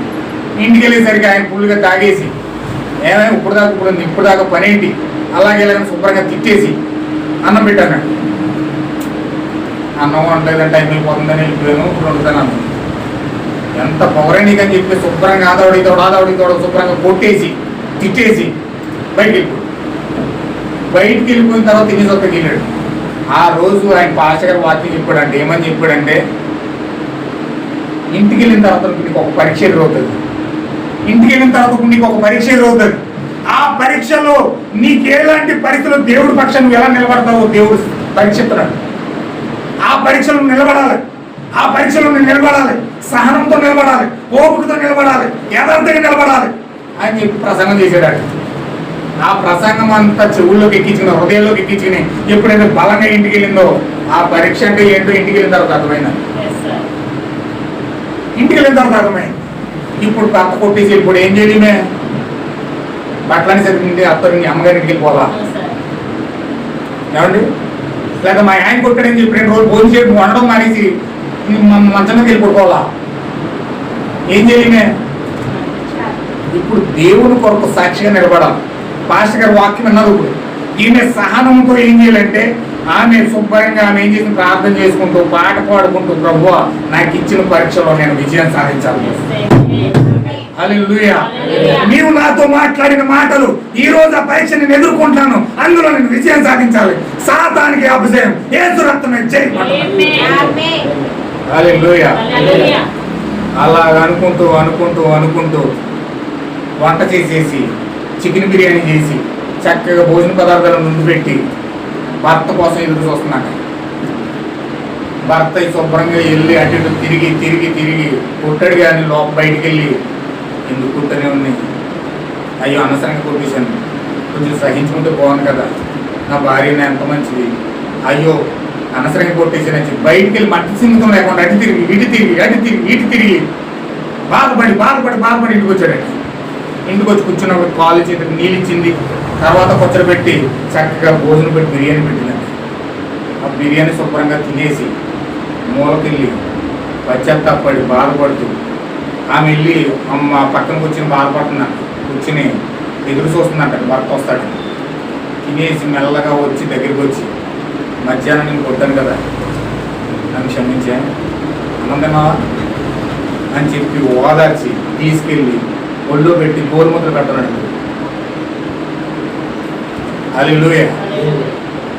ఆమె ఆ ప్రేమను పొందుకోవాలంటే ముందు పరీక్ష ముందు నిలబడాలి, సహించుకోవాలి. ఇప్పుడు ఆమె గోరుముద్దలు పెడుతున్నప్పుడు కన్నీటితో దేవుని యొక్క వాక్యాన్ని జ్ఞాపకం చేసుకుంటుంది. నేను దేవుని యొక్క వాక్యాన్ని గుర్తు చేసుకుని నేను దేవుని వాక్యాన్ని లోబడ్డాను కనుకనే దేవుడు నాకు శక్తి ఇచ్చాడు కనుకనే ఈరోజు నా భర్త యొక్క ఒడిలో గోరుముద్దలు తింటున్నాను. కోపం వచ్చి బట్టలు చట్టుకుని అందరినీ తిరుగుందనుకోండి, ఆ యొక్క ప్రేమ అప్యత పొందుకోగలుగుతుందండి మేము. అంటే ఆమెకి ఇచ్చిన ఆదరణ ఎవరు ఇచ్చారు? వాళ్ళ భార్య భర్తల జీవితం కట్టి సహనంతో నింపి వారి జీవితాన్ని మరలా ఆనందంతో నింపడానికి సహాయం చేసింది ఎవరు? వాక్యం. ఆవిడ వాక్యం, ఆవిడ వాక్యం ఉన్నది కాబట్టి నరాల్లోకి ఎక్కించుకుంది కాబట్టి హృదయంలోకి ఎక్కించుకున్నది కాబట్టి ఆమె అక్కడ ఫాలో అయింది. భర్త యొక్క ప్రేమను మరలా తిరిగి పొందుకోగలిగింది. దేవుని నామముకు మహిమ కలుగును గాక. నీ కుటుంబ జీవితాల్లో కార్యాలు జరిగేటప్పుడు నీ జీవితంలో వాక్యం ఉంటే దాన్ని అప్లై చేస్తావు. నీ కుటుంబ జీవితంలో కార్యాలు జరుగుతున్నప్పుడు దెయ్యం వచ్చి అల్లాకోలం చేస్తున్నప్పుడు నీవు కుటుంబం మరలా కట్టబడాలంటే నీకు సహాయం చేసేది వాక్యం. కానీ వాక్యం నీలో లేకపోతే ఏం చేస్తావు? నీ భార్యకు నువ్వు క్షమాపణ చెప్పలేవు, నీ భార్యకు నువ్వు మాట్లాడలేవు, నీ ముఖం ఇలా మాడిపోతుంది, మాడిపోయిన కొవ్వొత్తిలాగా. ఆమె ముఖం అటు ఈయన ముఖం ఇటు, అక్కడ జీవితం ఎలా ఉంటుంది? అస్తవ్యస్తం. వారిని బట్టి పిల్లలు ఏం చేస్తారంటే అమ్మ మా నాన్న ఇలాగే ఉంటారు కదా, వీళ్ళు బతుకులు ఇంతే, మన పని మందే అని వీళ్ళు అదో రకంగా తయారవుతుంది. అక్కడ క్షమాపణ లేకపోవడం, ప్రేమ చూపించలేకపోవడం, అవన్నీ కార్యాలు జరుగుతున్నట్టు కారణం ఏంటి? కారణం ఏంటి? నీ జీవితంలో వాక్యం రాలేదు. అంటే నేను ఆదరించడానికి, నేను ఓదార్చడానికి, నిన్ను లోపల వాక్యం తీసుకొచ్చి నిన్ను పైకి లేపడానికి, నీలో సహనం తీసుకురావడానికి నీకు అక్కడ వాక్యం సహాయం చేయట్లేదు. ఎందుకని? వాక్యం నువ్వు ఆధారపడలేదు కనుక, దేవుడు మీద ఆధారపడలేదు కనుక. దేవుడు నా మహిమ కలుగును గాక. నా ప్రియమైన సహోదరి సహోదరులు, అందుకే నేను చెప్తున్నాను. నేను ఎందుకు ఇంత ఆవేశపడి మాట్లాడుతున్నానంటే ఆ 2 ముక్కలు మీలోకి వెళ్ళి అంటే మీ వారమంతా 2 ముక్కలు పనిచేస్తాయి. దేవుడు ఆ విధంగా మాట్లాడతాడు మీతో, దేవుడు అలా దర్శిస్తాడు. ఒక పాస్టర్ మాట లాగానే ఉండిపోతుంది, కానీ ఏదో చెప్పాడు గంట పురతంగాడు అన్నట్టుగా ఉండిపోతుంది. కానీ నువ్వు నిజంగా దాన్ని పట్టుకుంటే నీ వారం అంతా నడిపించదు ఆ వాక్యం. దేవుడు నాకు మహిమ కలుగును గాక. ఇప్పుడు పేతురు వాక్యాన్ని విని, ఆ హృదయ రహస్యాలు తెరవబడిన వాక్యాన్ని విని యేసుక్రీస్తుని ఫాలో అవుతున్నాడు. యేసుక్రీస్తుని ఎప్పుడైతే ఫాలో అయ్యాడో, ఆయన హృదయ రహస్యాలు ఎప్పుడైతే బయలుపరిచాడో, వెంటనే వాక్యాన్ని స్వీకరించి ఇప్పుడు ఎప్పుడైతే పిలుపొందుకున్నాడో యేసుక్రీస్తు ఒక స్వరం ఇచ్చి పిలిపించాడు. ఏమనంటే కొంచెం లోతుకి వెళ్ళమన్నాడు. లోతుకి వెళ్ళాడు పేతురు లోతుకి వెళ్ళిన తర్వాత ఇప్పుడు వలయమన్నాడు. దేవుడు నాకు మహిమ కలుగును గాక. ఎప్పుడైతే వలయమన్నాడో వల విసిరాడు, వెంటనే విస్తారమైన చేపలు పడిపోయాయి. ఎప్పుడైతే మనం వాక్యపు లోతుల్లోకి వెళ్తున్నామో, ఎప్పుడైతే వాక్యం యొక్క దర్శనం మనం పొందుకుంటూ ఉన్నామో, వాక్యం యొక్క జీవం మనలోకి వచ్చి విస్తారమైన దీవెన అంటే ఏంటో మనం చూస్తామండి. నాకు డబ్బులు లేవు, నాకు అది లేదు, నాకు ఇది లేదు, నాకు ఉద్యోగం లేదు, నాకు పని లేదు, నాకు జాబ్ లేదు, నాకు అది లేదని బాధపడుతూ కూర్చోవు, విచారిస్తూ కూర్చోవు. ఏం తిందామా, ఏం తాగుదామా, ఏం ధరించుకుందామా అని తిప్పలు పడవు, జీవితం కోసం పాటుపడవు. బైబిల్లో మాట ఉంటుంది, ఆకాశ పక్షులు చూడండి, అవి విత్తవు పోయేవు, వాటిని ఎవరు పోషిస్తున్నారు? దేవుడు పోషిస్తున్నాడు. అవి రేపటి కోసం దాచుకుని బ్యాంకుల్లో ఏమంటే దాచుకుని రేపు ఏదన్నా వస్తే మనకు కష్టపడితే అన్ని ఉపయోగపడతాయని చెప్పి దానికోసమే పాటుపడుతూ కూర్చోడండి. దానికోసమే పాటుపడుతూ కూర్చోరు. ఆకాశ పక్షులకు ఉన్న కనీస ఇంకిత జ్ఞానం ఈరోజు మనుషులకు లేదండి. అవి ఎత్తవు పోయేవు, దేవుడి మీద ఆధారపడతాయి కాబట్టి ఏ నాటికి ఆనాటి ఆహారము దేవుడు వాటికి సమకూరుస్తాడు. దేవుడు నాకు మహిమ కలుగును గాక. ఆకాశ పక్షులను చూసి జ్ఞాపకం చేసుకోమన్నాడు. అలాగే చీమలను చూసి కూడా జ్ఞాపకం చేసుకోమన్నాడు సొలొమోను. చీమలను కూడా తీసుకుని బుద్ధి తెచ్చుకున్నాడు. చీమలు ఏంటంటే తెలుసండి, ఎండాకాలం అంతా అక్కడక్కడ బియ్యం గింజలు అన్నం గింజలు అన్ని తీసుకెళ్ళి ఎక్కడో ఒక చోట పెద్ద కుప్ప కింద పెట్టుకుంటాయి. వర్షాకాలం వచ్చిన తర్వాత ఆ వర్షం చింపులు పడిపోతాయి కాబట్టి ఆ గుహలోకి వెళ్ళిపోయి శుభ్రంగా దాచుకున్నంత ఆహారం అంతా తింటాయి. చీమకి. ఓ సోమరి, సోమరిపోతున్నా నిద్రపోతున్నావేమో, చీమలను చూసి బుద్ధి తెచ్చుకో అని చెప్పి చీమలను చూసుకోవడం బుద్ధి నేర్పించాడు దేవుడు. హల్లెలూయా. ఎంతమందికి అర్థమన్నమాట? అయితే ఖచ్చితంగా ఇక్కడ పేతురు ఆ యొక్క వాక్యాన్ని విని కొంచెం లోతుకి వెళ్ళాడు. దేవుని వాక్యాన్ని లోబడ్డాడు, కొంచెం లోతుకి వెళ్ళాడు. లోతుకి వెళ్ళిన తర్వాత విస్తారమైన చేపలు పడిపోయి, విస్తారమైన చేపలు పడిన తర్వాత వెంటనే పేతురుకి అర్థమైంది, విస్తారమైన దీవెన ఇచ్చేవాడు ఆయనే. అబ్రహాం యొక్క వాగ్దానం జ్ఞాపకం చేసుకున్నాడు పేతురు. అబ్రహాం ముడతలు పడిపోయింది, శరీరం కులిపోయింది, ముడతలు పడిపోయింది, శారా గర్భం మృతతుల్యమైపోయింది. కానీ అబ్రహాం ఎలా నమ్మాడు తెలుసండి? లేని వాటిని ఉన్నట్టుగా చేసే దేవుడు, మృతులను సజీవులుగా చేసే దేవుడు. ఏమి హల్లెలూయా. మృతులను సజీవులుగా చేసే దేవుడు ఉన్నాడు, లేని వాటిని ఉన్నట్టుగా చేసే దేవుడు ఉన్నాడు. యాక్చువల్గా పేతురు రాత్రి అంతా కష్టపడ్డాడు, ఒక్క చేప దొరకలేదు. అసలు యాక్చువల్గా చేపలే లేవు అక్కడ. కానీ దేవుడి మాట విన్నాడు కాబట్టి దేవుని యొక్క మాట అక్కడ విస్తారమైన చేపలు సృష్టి చేసిందట. నీకు ఆరోగ్యం లేకపోయినా దేవుని యొక్క మాటకు లోబడితే లేని ఆరోగ్యం అక్కడ ఉండదు. నీకు ఆర్థికంగా భయంకరమైన సమస్యలు ఉన్నా దేవుని మాటకు లోబడితే అక్కడ సమస్యలన్నీ క్లియర్ అయిపోతాయి. దేవుని మాటకు లోబడితే జరుగుతుందంటే దేవుడు చెప్పినట్టు లోతుగా వెళ్ళాలి, దేవుడి మాటను బట్టి వలయ్యాలి. హల్లెలూయా. దేవుడి మాటను బట్టి నువ్వు నడిచినప్పుడు అక్కడ లేని కార్యం కూడా జరుగుతుంది. ఎందుకంటే దేవుడు అక్కడ సృజిస్తాడు. నీ కొడుకునొప్పి ఉందండి, భయంకరంగా కొడుకునొప్పితో బాధపడుతున్నాను, కానీ దేవుడి మాటను నమ్ము, దేవుడి మాటను నమ్ము. నేను పొందిన దెబ్బల చేత నీవు స్వస్థపరచబడ్డావు అనే మాటను విశ్వాసంతో నమ్ము. కొడుకునొప్పి అక్కడ ఉండదు, ఉన్న కొడుకుని మాయమైపోతుంది. ఎందుకంటే ఉన్నదాన్ని మాయం చేసే దేవుడు ఉన్నాడు అక్కడ, లేని ఆరోగ్యాన్ని తీసుకొచ్చే దేవుడు ఉన్నాడు అక్కడ. హల్లెలూయా. ఎంతమంది కనుకుందన్నమాట? అది ఎలాంటి సమస్య అయినా సరే నువ్వు నమ్మే వరకు దేవుడు చూసుకుంటాడు. నమ్మకం నేను పొందుకోలేదు సుమా. వింటాం కానీ వినడం వేరు, నమ్మడం వేరు. ఎన్ని విన్నా ఈ చెవితులను చెప్తే ఈ చెవితులను చెప్పిపోతాయి, అది వేరు. వినడం వేరు, నమ్మడం వేరు. ఒక వ్యక్తి చెడు మాటలు చెప్పినా వింటా కానీ నమ్మరు. నమ్మాలంటే చెప్పే వ్యక్తిని నమ్మకం కుదరాలి. హల్లెలూయా. అలాగే దేవుడి యొక్క మాట మీద నమ్మకం కుదిరితే, ఆ మాటను మీరు నమ్మితే, నేను పొందిన దెబ్బల చేత మీరు స్వస్థత పొందారు అనే మాటను మీరు హృదయపూర్వకంగా నమ్మితే అటు అక్కడ ఎలాంటి సమస్య అయినా సరే అక్కడ హీలింగ్ జరుగుతుంది.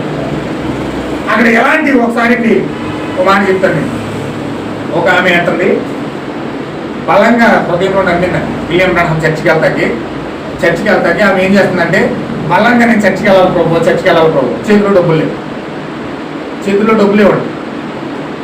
డబ్బులు లేకపోతే ఈమె ఏం చేస్తుందంటే బలంగా నమ్ముతుంది హృదయంలో, నేను చర్చికి వెళ్ళాలి ప్రభు అని, వాక్యం వినాలి, ఏమైనా సరే వాక్యం దూరం అవ్వకూడదు, ఏమైనా సరే వాక్యం వినాలని చెప్పి హృదయంతో తప్పిస్తూ ఆమె ఏం చేస్తుందంటే అమాంతంగా ఇంట్లోకి వెళ్ళి బైబిల్ ఇలా తెలిసిందండి.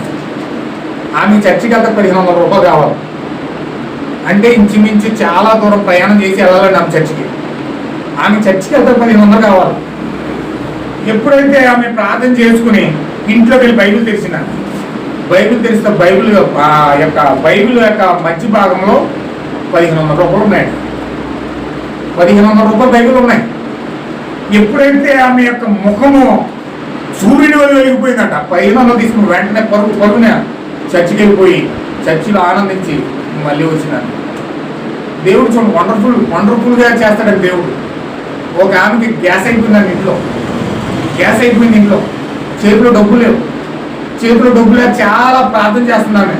ప్రార్థన చేసి ఆ సమయంలోనే ఒక పాస్టర్ గారు ఆ ఇంట్లోకి వచ్చాడు. ఇంట్లోకి వచ్చి, ఏమ్మా తింటాక ఏమైనా ఉన్నాయా అన్నాడు. అయ్యగారు ఇంట్లో గ్యాస్ అయిపోయిందండి, చాలా ఇబ్బంది పడుతున్నాం, ఈ సమయంలో మీరు వచ్చారు, అని చెప్పి బాధపడ్డది. సరేమ్మా, మీరు విశ్వసించినట్లయితే నేను ప్రార్థన చేస్తాను, నువ్వు నమ్ముతావు అన్నాడు. నేను ఖచ్చితంగా నమ్ముతాను అయ్యారు, ప్రార్థన చేయండి అన్నాడు. ఇద్దరు కలిసి చెయ్య పట్టుకుని ఆ గ్యాస్ బండ మీద చేతులు పెట్టి ప్రార్థన చేయడం మొదలుపెట్టారు. ప్రార్థన చేయగా ప్రార్థన ముగించి విశ్వాసంతో గ్యాస్ వెలిగించామన్నాడు. ఎప్పుడైతే విశ్వాసంతో ఆమె లైట్ అలా వెలిగించిందో గ్యాస్ వెలగడం స్టార్ట్ అయింది. గ్యాస్ వెళ్ళిపోయింది. గ్యాస్ వెళ్ళిపోతే ఆమె టిఫిన్ వేసేసింది, భాష గారు పెట్టేసింది, భాష గారు వెళ్ళిపోయాడు. రోజు వంట చేసేసుకుంటుంది. నెల అయింది, 2 నెలలు అయింది, 3 నెలలు అయింది, 4 నెలలు అయింది, సంవత్సరం అయిపోయింది, గ్యాస్ అవ్వట్లేదు. ఇక్కడ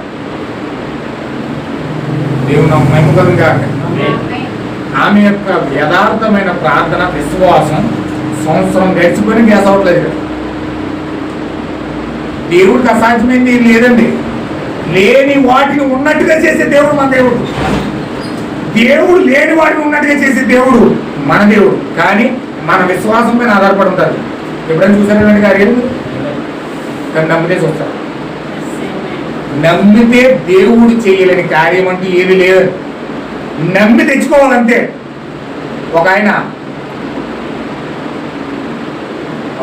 ఆఫ్రికా నుంచి విశేషరాపురం చర్చిలో మెసేజ్ చెప్పడానికి వచ్చాడు. ఆయన పేరు కాలేపండి. మెసేజ్ చెప్పడానికి వచ్చి ఆయన ఒక సాక్ష్యం ఇప్పుడు వండర్ఫుల్ సాక్ష్యం.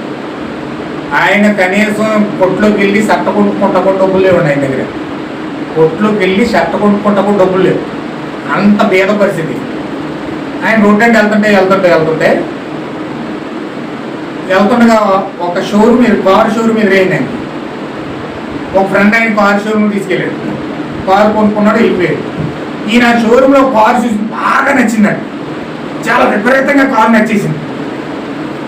నచ్చేసి ఈ కారు నాకు కావాలి ప్రభు, నాకు సహాయం చేయ ప్రభు అని చిన్న ప్రార్థన చేసి వచ్చేసి ఇంటికి వెళ్ళి ప్రార్థన చేయడం మొదలెట్టాడు.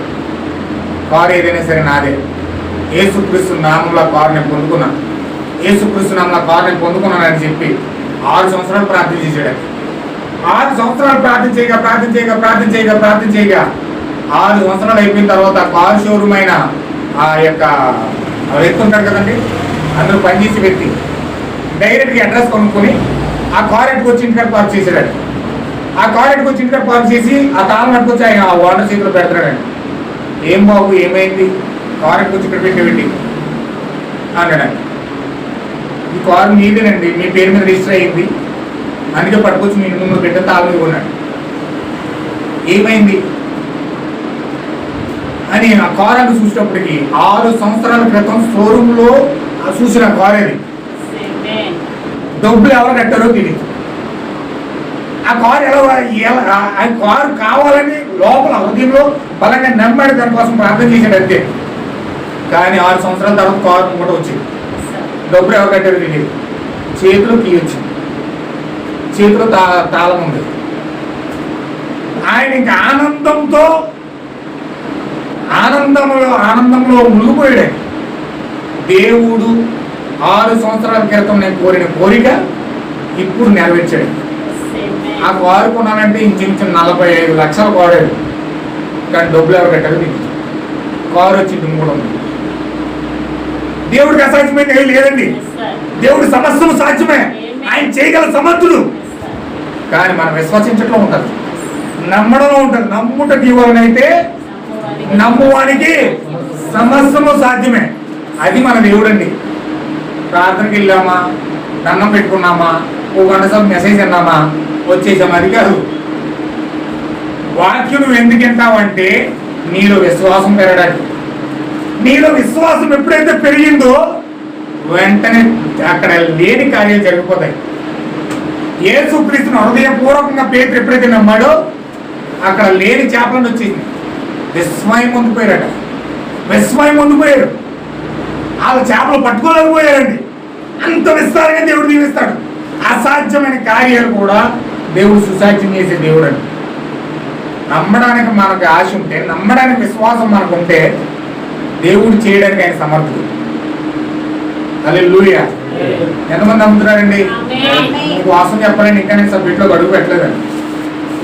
నేను అసలు ఇంకా సబ్జెక్ట్లోకి అడుగు పెట్టలేదు. కానీ దేవుడు అలా నడిపిస్తున్నాడు. దేవుని యొక్క కార్యాలు అలా ఉంటాయండి.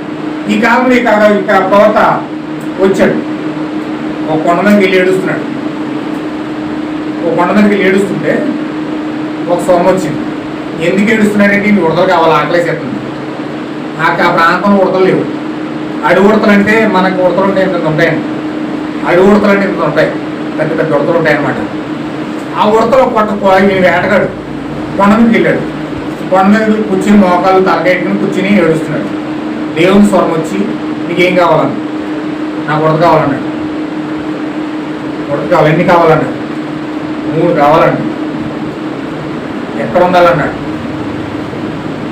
ఈయన కళ అనుకుంటున్నాడు దాన్ని, మరి నిజంగా స్వరం వస్తుంది అనుకోవట్లేదు, కళ అనుకుంటున్నాడు. పలానా చెట్టు మీద, ముళ్ళ చెట్టు మీద ఉడతలు ఎక్కువ. ఈయన ఏమనుకున్నాడంటే ముళ్ళ చెట్టు మీద ఉండాలన్నాడు. ఎప్పుడైతే ముళ్ళ చెట్టు మీద ఉండాలన్నాడో ఆ ఉడత ఆ ముళ్ళ చెట్టు మీద ఉంది. దాన్ని ఉడత దాన్ని కాల్చన్నాడు. గన్న తీసుకుని కాల్చమంటే గన్న తీసుకుని కాల్చాడు. అది కాల్చినట్టుగానే తప్పకని కిందకి పోయిన తర్వాత ఉడతపడిన అన్నీ చూసి వెళ్ళి తెచ్చుకున్నాడు. తెచ్చుకోమంటే కళ అనుకున్నాడు. ఈయన కళ కదా తెచ్చుకుందాం అనుకున్నాడు. మళ్ళీ స్వరం వచ్చింది, వెళ్ళి ఉడతను తెచ్చుకున్నాడు. ఇంకా కళ్ళలో అనుకుని నడుచుకుంటే వెళ్ళి ఉడతనట్టుకుని తీసుకున్నాడు. తన బ్లడ్ ఇలా చూసిన తర్వాత బ్లడ్ చేతికి అంటుకుంది. చేతికి అంటుకున్న తర్వాత అర్థమైంది నిజమని. నిజంగా ఇది రక్తం, ఇది ఉడతని కాల్చానని చెప్పి ఉడతను తెచ్చుకున్నాడు. ఆనందంగా ఉడతకి వెళ్ళిపోతున్నాడు. ఆగు, ఎక్కడికి వెళ్ళిపోతున్నావు? నువ్వు ఎన్ని అడుగుతావు? 3.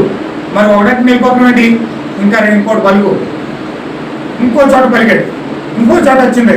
మళ్ళీ ఇంకో చోట పలికాడు. ఇంకో చోట వచ్చింది. 3 ఉడతలు పలికిన తర్వాత 3 ఉడతలు కాల్చుకుని ఆ వ్యక్తిని అడ్డిరేట్ అనే వ్యక్తి దగ్గరికి వెళ్ళాడు. ఒక స్త్రీ, ఆమె చాలా విశ్వాసంగా ప్రవక్త వాక్యాన్ని నమ్ముతుందండి. ప్రవక్త వాక్యాన్ని నమ్మితే ఆమె చూపిస్తా, ఆమె ప్రవక్త వాక్యాన్ని నమ్ముతుంది. ఆమె దగ్గరికి వెళ్ళి, హడ్డి నీకు విషయం చెప్పాలి. ఈరోజు ఆ విచిత్రమైన సంగతి ఏంటంటే, లేని స్థలంలో దేవుడు పలకమన్నాడు, పలికాను, ఉడత కలిగింది, నేను కాల్చాను, ఇక ఉడతన్నాడు. హల్లెలూయా. ఆమె ఏమన్నదంటే, బ్రహ్మం నీలో ఉన్న వాక్యం ఏమిటో, నీలో ఉన్న పరిశుద్ధాత్మ శక్తి ఏంటో నాకు బాగా తెలుసు. ఒకవేళ నువ్వు ఉడతలను ఇక్కడ సృజించుకుని ఆ సృజించిన దాన్ని కాల్చానని చెప్పి నువ్వు అబద్ధం చెప్పినా నేను నమ్ముతాను, హృదయపూర్వకంగా నేను నమ్ముతానని చెప్పి ఆమె ఎప్పుడైతే చెప్పిందో అక్కడ ఉన్న పరలోకంలో ఉన్న అభిషేకం దాని మీదకి వచ్చేసిందండి. హల్లెలూయా. పరలోకంలో ఉన్న అభిషేకం దాని మీదకి వచ్చింది. ఇప్పుడు ప్రవక్త అంత అడుగుతున్నాడు, నీవు సృజించబడిన దానిని కొట్టనని చెప్పినది నమ్మావు కనుక, దేవుని యొక్క కార్యం విశ్వసించావు కనుక నువ్వేం కావాలో కోరుకో, దేవునికి ఇవ్వడానికి సిద్ధంగా ఉన్నాడు అన్నాడు. ఆశయంలోనే ప్రవక్త అండి. ఆమె ఇల్లంతా బంగారం అయిపోమంటే బంగారం అయిపోతాడు. ఆమె నాన్నగారు, అమ్మగారు, అలా అక్క పక్షవాతంతో బాధపడుతున్నారు, కుర్చీలో ఉన్నారు. వాళ్ళు స్వస్థత పొందుకోవాలా చెప్పు, ఇమ్మీడియట్గా ప్రార్థన చేస్తే వాళ్ళు స్వస్థత పొందుకుంటారు. ఇల్లంతా బంగారం అయిపోవాలా చెప్పు, ఇల్లంతా బంగారం అయిపోతుంది. ఏం కావాలో చెప్పు. ఆయన ప్రవక్త తొందర పెడతాడు. ఆయన ఆమె ఏమన్నా తెలుసండి, నాకు ఇల్లంతా బంగారం అయితే నేను ఆస్తి సంపాదించుకుని, ఆస్తి నీ ధనం ఎక్కడ ఉంటుందో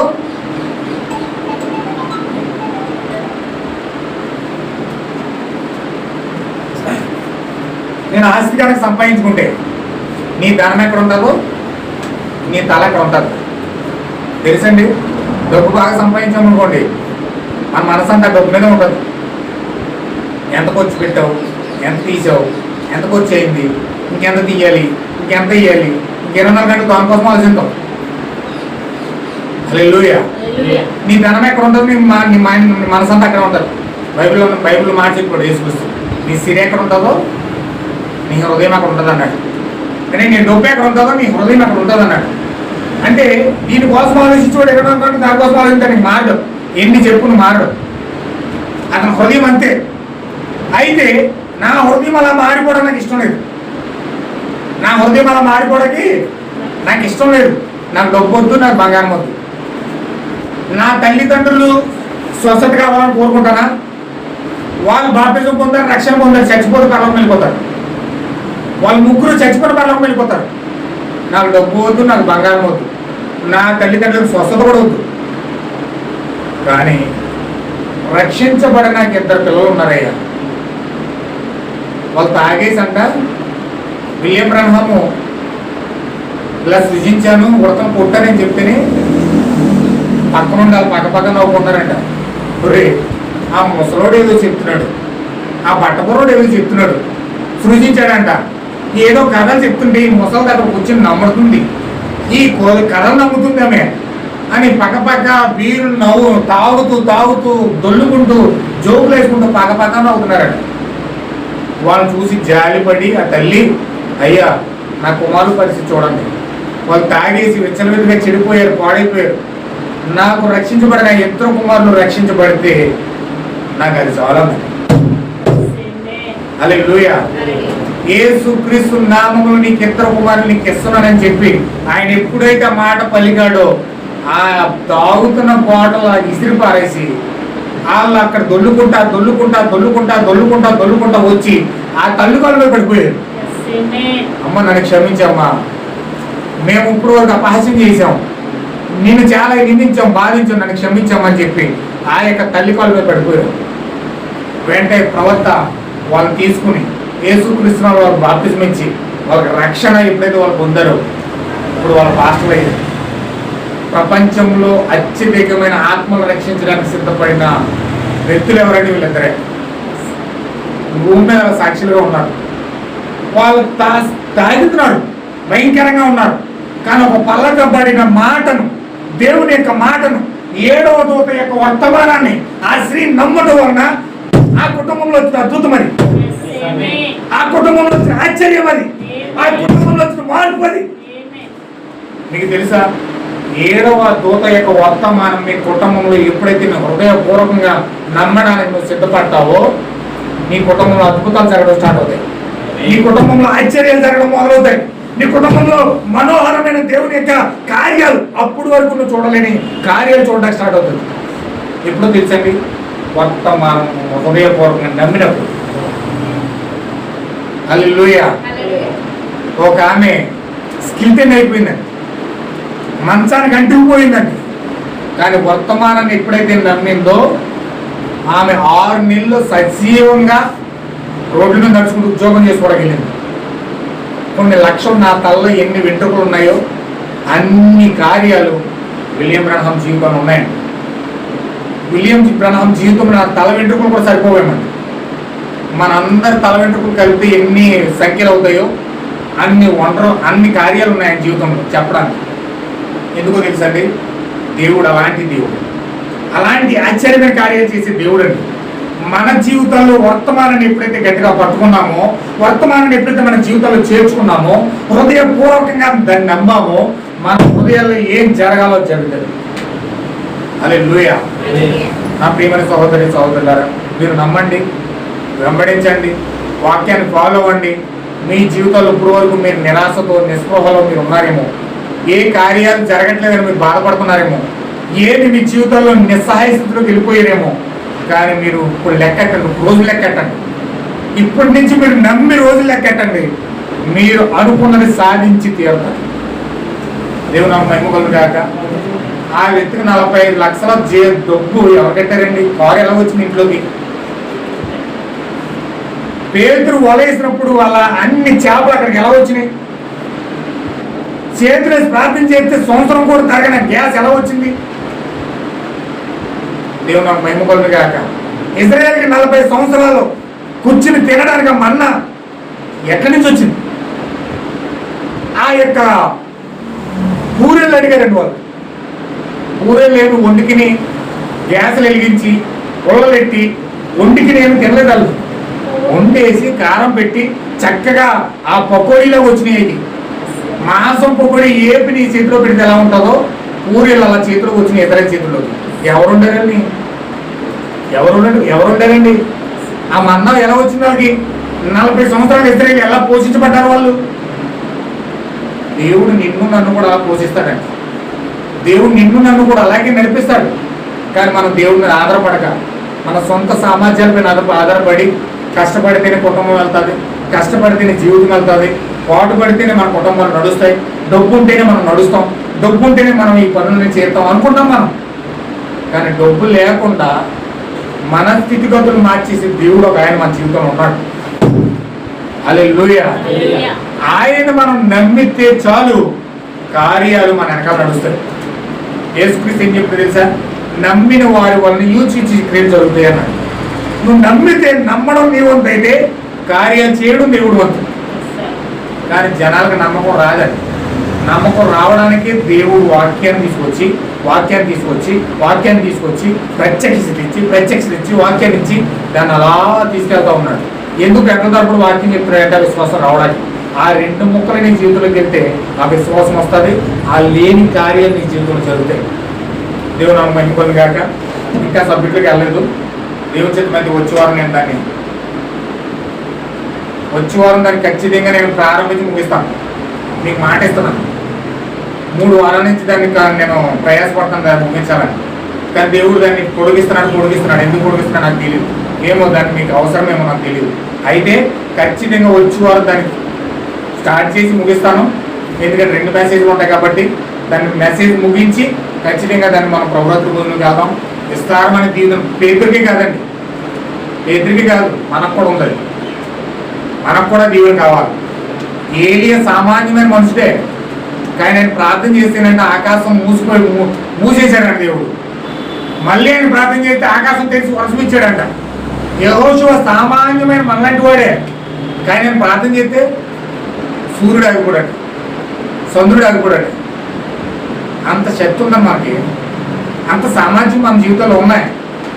ప్రార్థన చేస్తే దేవుడు ఏదైనా చేయగల సామర్థ్యం ఆయనకు ఉంది. కానీ మనం నమ్మలేకపోవడం చేతే మనం పొందుకోలేకపోతాం. అందుచేత నా ప్రియమైన సహోదరులారా, వాక్యం యొక్క ప్రత్యక్షత మర్మాలన్నీ తెరవబడితే ఆ విశ్వాసం మనలో వస్తుంది.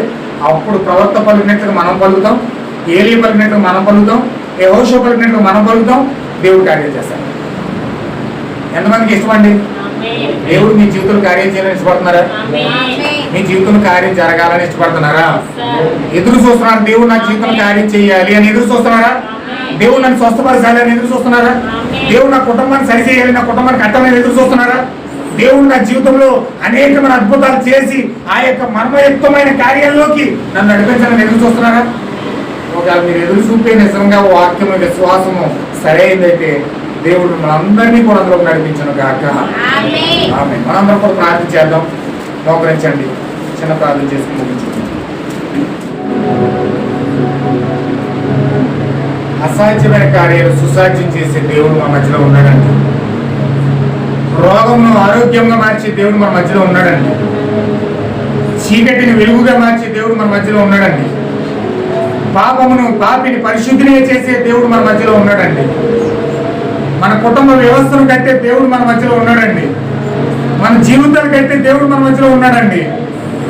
సమస్యను విడిపించి సమస్త ఆవేదన, కష్టము, దుఃఖము, బాధ, వేదన సమస్తము తొలగించి సంతోషకరమైన జీవితానికి ఇచ్చి వెలుగుగా మార్చే దేవుడు మన మధ్యలో ఉన్నాడండి.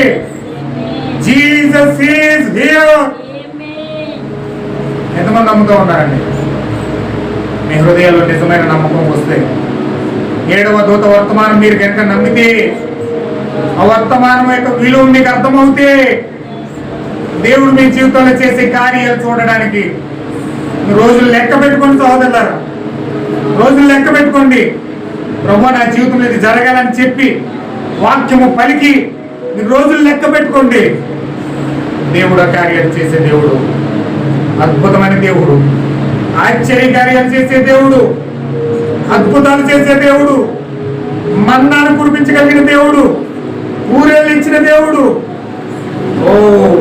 కుంటి వారిని దుప్పు వలె గంతులు వేసించిన దేవుడు, గుడ్డి వారికి కళ్ళు ఇచ్చిన దేవుడు, మోగు వారికి మాట ఇచ్చిన దేవుడు ఈ రోజు మన మధ్యలో ఉన్నాడు సహోదరులారా. ఈ రోజు నీ ముంగట ఉన్నాడు ఆయన, నీతో మాట్లాడుతున్నాడు ఆయన, నిన్ను దర్శిస్తున్నాడు ఆయన, నీవు దాన్ని స్పందిస్తున్నాడు ఆయన. ఓ సహోదర సహోదరి, నమ్ముతున్నావా?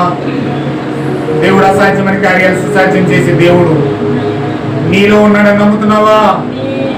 ఓ నీలో ఉన్న చీకటంతా పారద్రోలి వెలుగుగా చేసే దేవుడు నీ దగ్గర ఉన్నాడని నమ్ముతున్నావా? నీ ఇంట్లో ఉన్న దుఃఖాన్ని తీసివేసి, నీ ఇంట్లో ఉన్న అవిశ్వాసాన్ని తీసివేసి, నీలో ఉన్న పాపాన్ని తీసివేసి నువ్వు పరిశుద్ధంగా చేసే దేవుడు నీ దగ్గర ఉన్నాడని నువ్వు నమ్ముతున్నావా? నువ్వు నమ్మే దేవుడు మామూలు దేవుడు కాదు. నువ్వు నమ్మే దేవుడు అసాధ్యమైన దేవుడు కాదు. నువ్వు నమ్మే దేవుడు అద్భుతాలు చేసే దేవుడు. నువ్వు నమ్మే దేవుడు సర్వశక్తిమంతుడైన దేవుడు. నీ స్థితిని మార్చగలిగిన దేవుడు, నీ కండిషన్ అంతా మార్చే దేవుడు, నీ విశ్వాసాన్ని తీసేసే దేవుడు, నీ భయాన్ని అంతా పారదోలే దేవుడు, నీ రోగాన్ని తీసివేసే దేవుడు, నీ శాపాన్ని తీసివేసే దేవుడు, నీ మరణాన్ని తీసివేసే దేవుడు, నీ దుఃఖాన్ని తీసివేసే దేవుడు. ఓ సహోదర సహోదరి, అలాంటి దేవుడు మనకు కలుగున్నాం తెలుసా? ఏదో నామకార్థంగా నమ్మడానికో, అవిశ్వాసంతో నమ్మడానికో, ఏదో ఒక గంట ఆయనతో మాట్లాడి కార్యాలు జరిగించుకోవడానికి మనం ఇక్కడ రాలేదు సహోదర సహోదరి. నిజమైన దాన్ని పొందుకోవడానికి వచ్చాం, నిజమైన జీవితాన్ని పొందుకోవడానికి వచ్చాం. ఆ జీవితం ఇవ్వడానికి దేవుడు ఏలియాను పంపించాడు, 7వ దూతను పంపించాడు. రాకడ ముందుగా దేవుడు ఏలియాను పంపించి నీ హృదయాల అపోస్తులు బాగా తిప్పుతా ఉన్నాడు చూడు, అపోస్తులు ఏ విధంగా బతికారో చూడు. లేని వాటిని ఉన్నట్టుగా సృష్టించారు, రోగులను స్వస్థపరిచారు, కుంటి వారిని నడిపించారు, కుంటి వారికి చూపించారు, మోగవారికి మాటిచ్చారు, క్రీస్తును ప్రత్యక్షపరిచారు. వాళ్ళ జీవితాల్లో వాళ్ళు ఎలా బతికారో చూడండి. వాళ్ళ హృదయాలు మన జీవితాలు వాళ్ళ వైపు తిరిగినప్పుడు మన జీవితాలు ఏ విధంగా ఉంటాయి, మన జీవితాలు ఏ విధంగా నడుస్తాయి, మన జీవితాలు ఏ విధంగా వారి వలె క్రీస్తును ప్రత్యక్షపరిచి వారి వారిగా మారిపోతూ ఉన్నాయో ఈరోజు 7వ దూత ద్వారా మనం తెలుసుకోబోతా ఉన్నాం.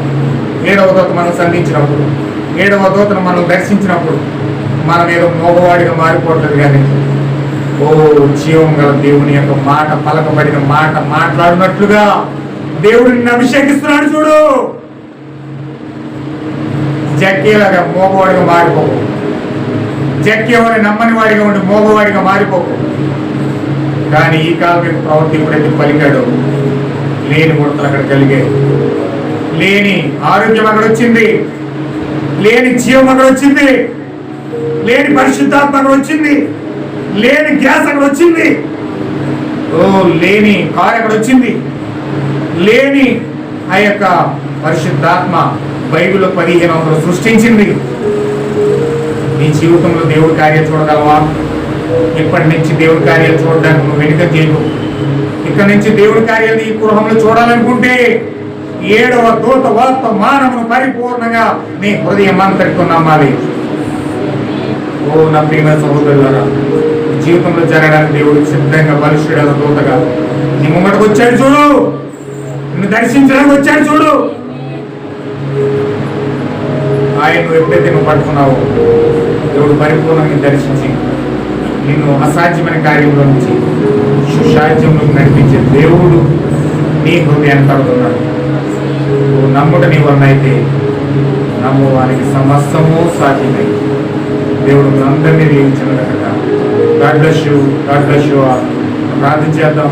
మన మధ్యలో బ్రదర్ శేఖర్ గారు ఉన్నారు, ప్రార్థన చేస్తారు. శివుడు ప్రార్థన చేసుకుంటాం.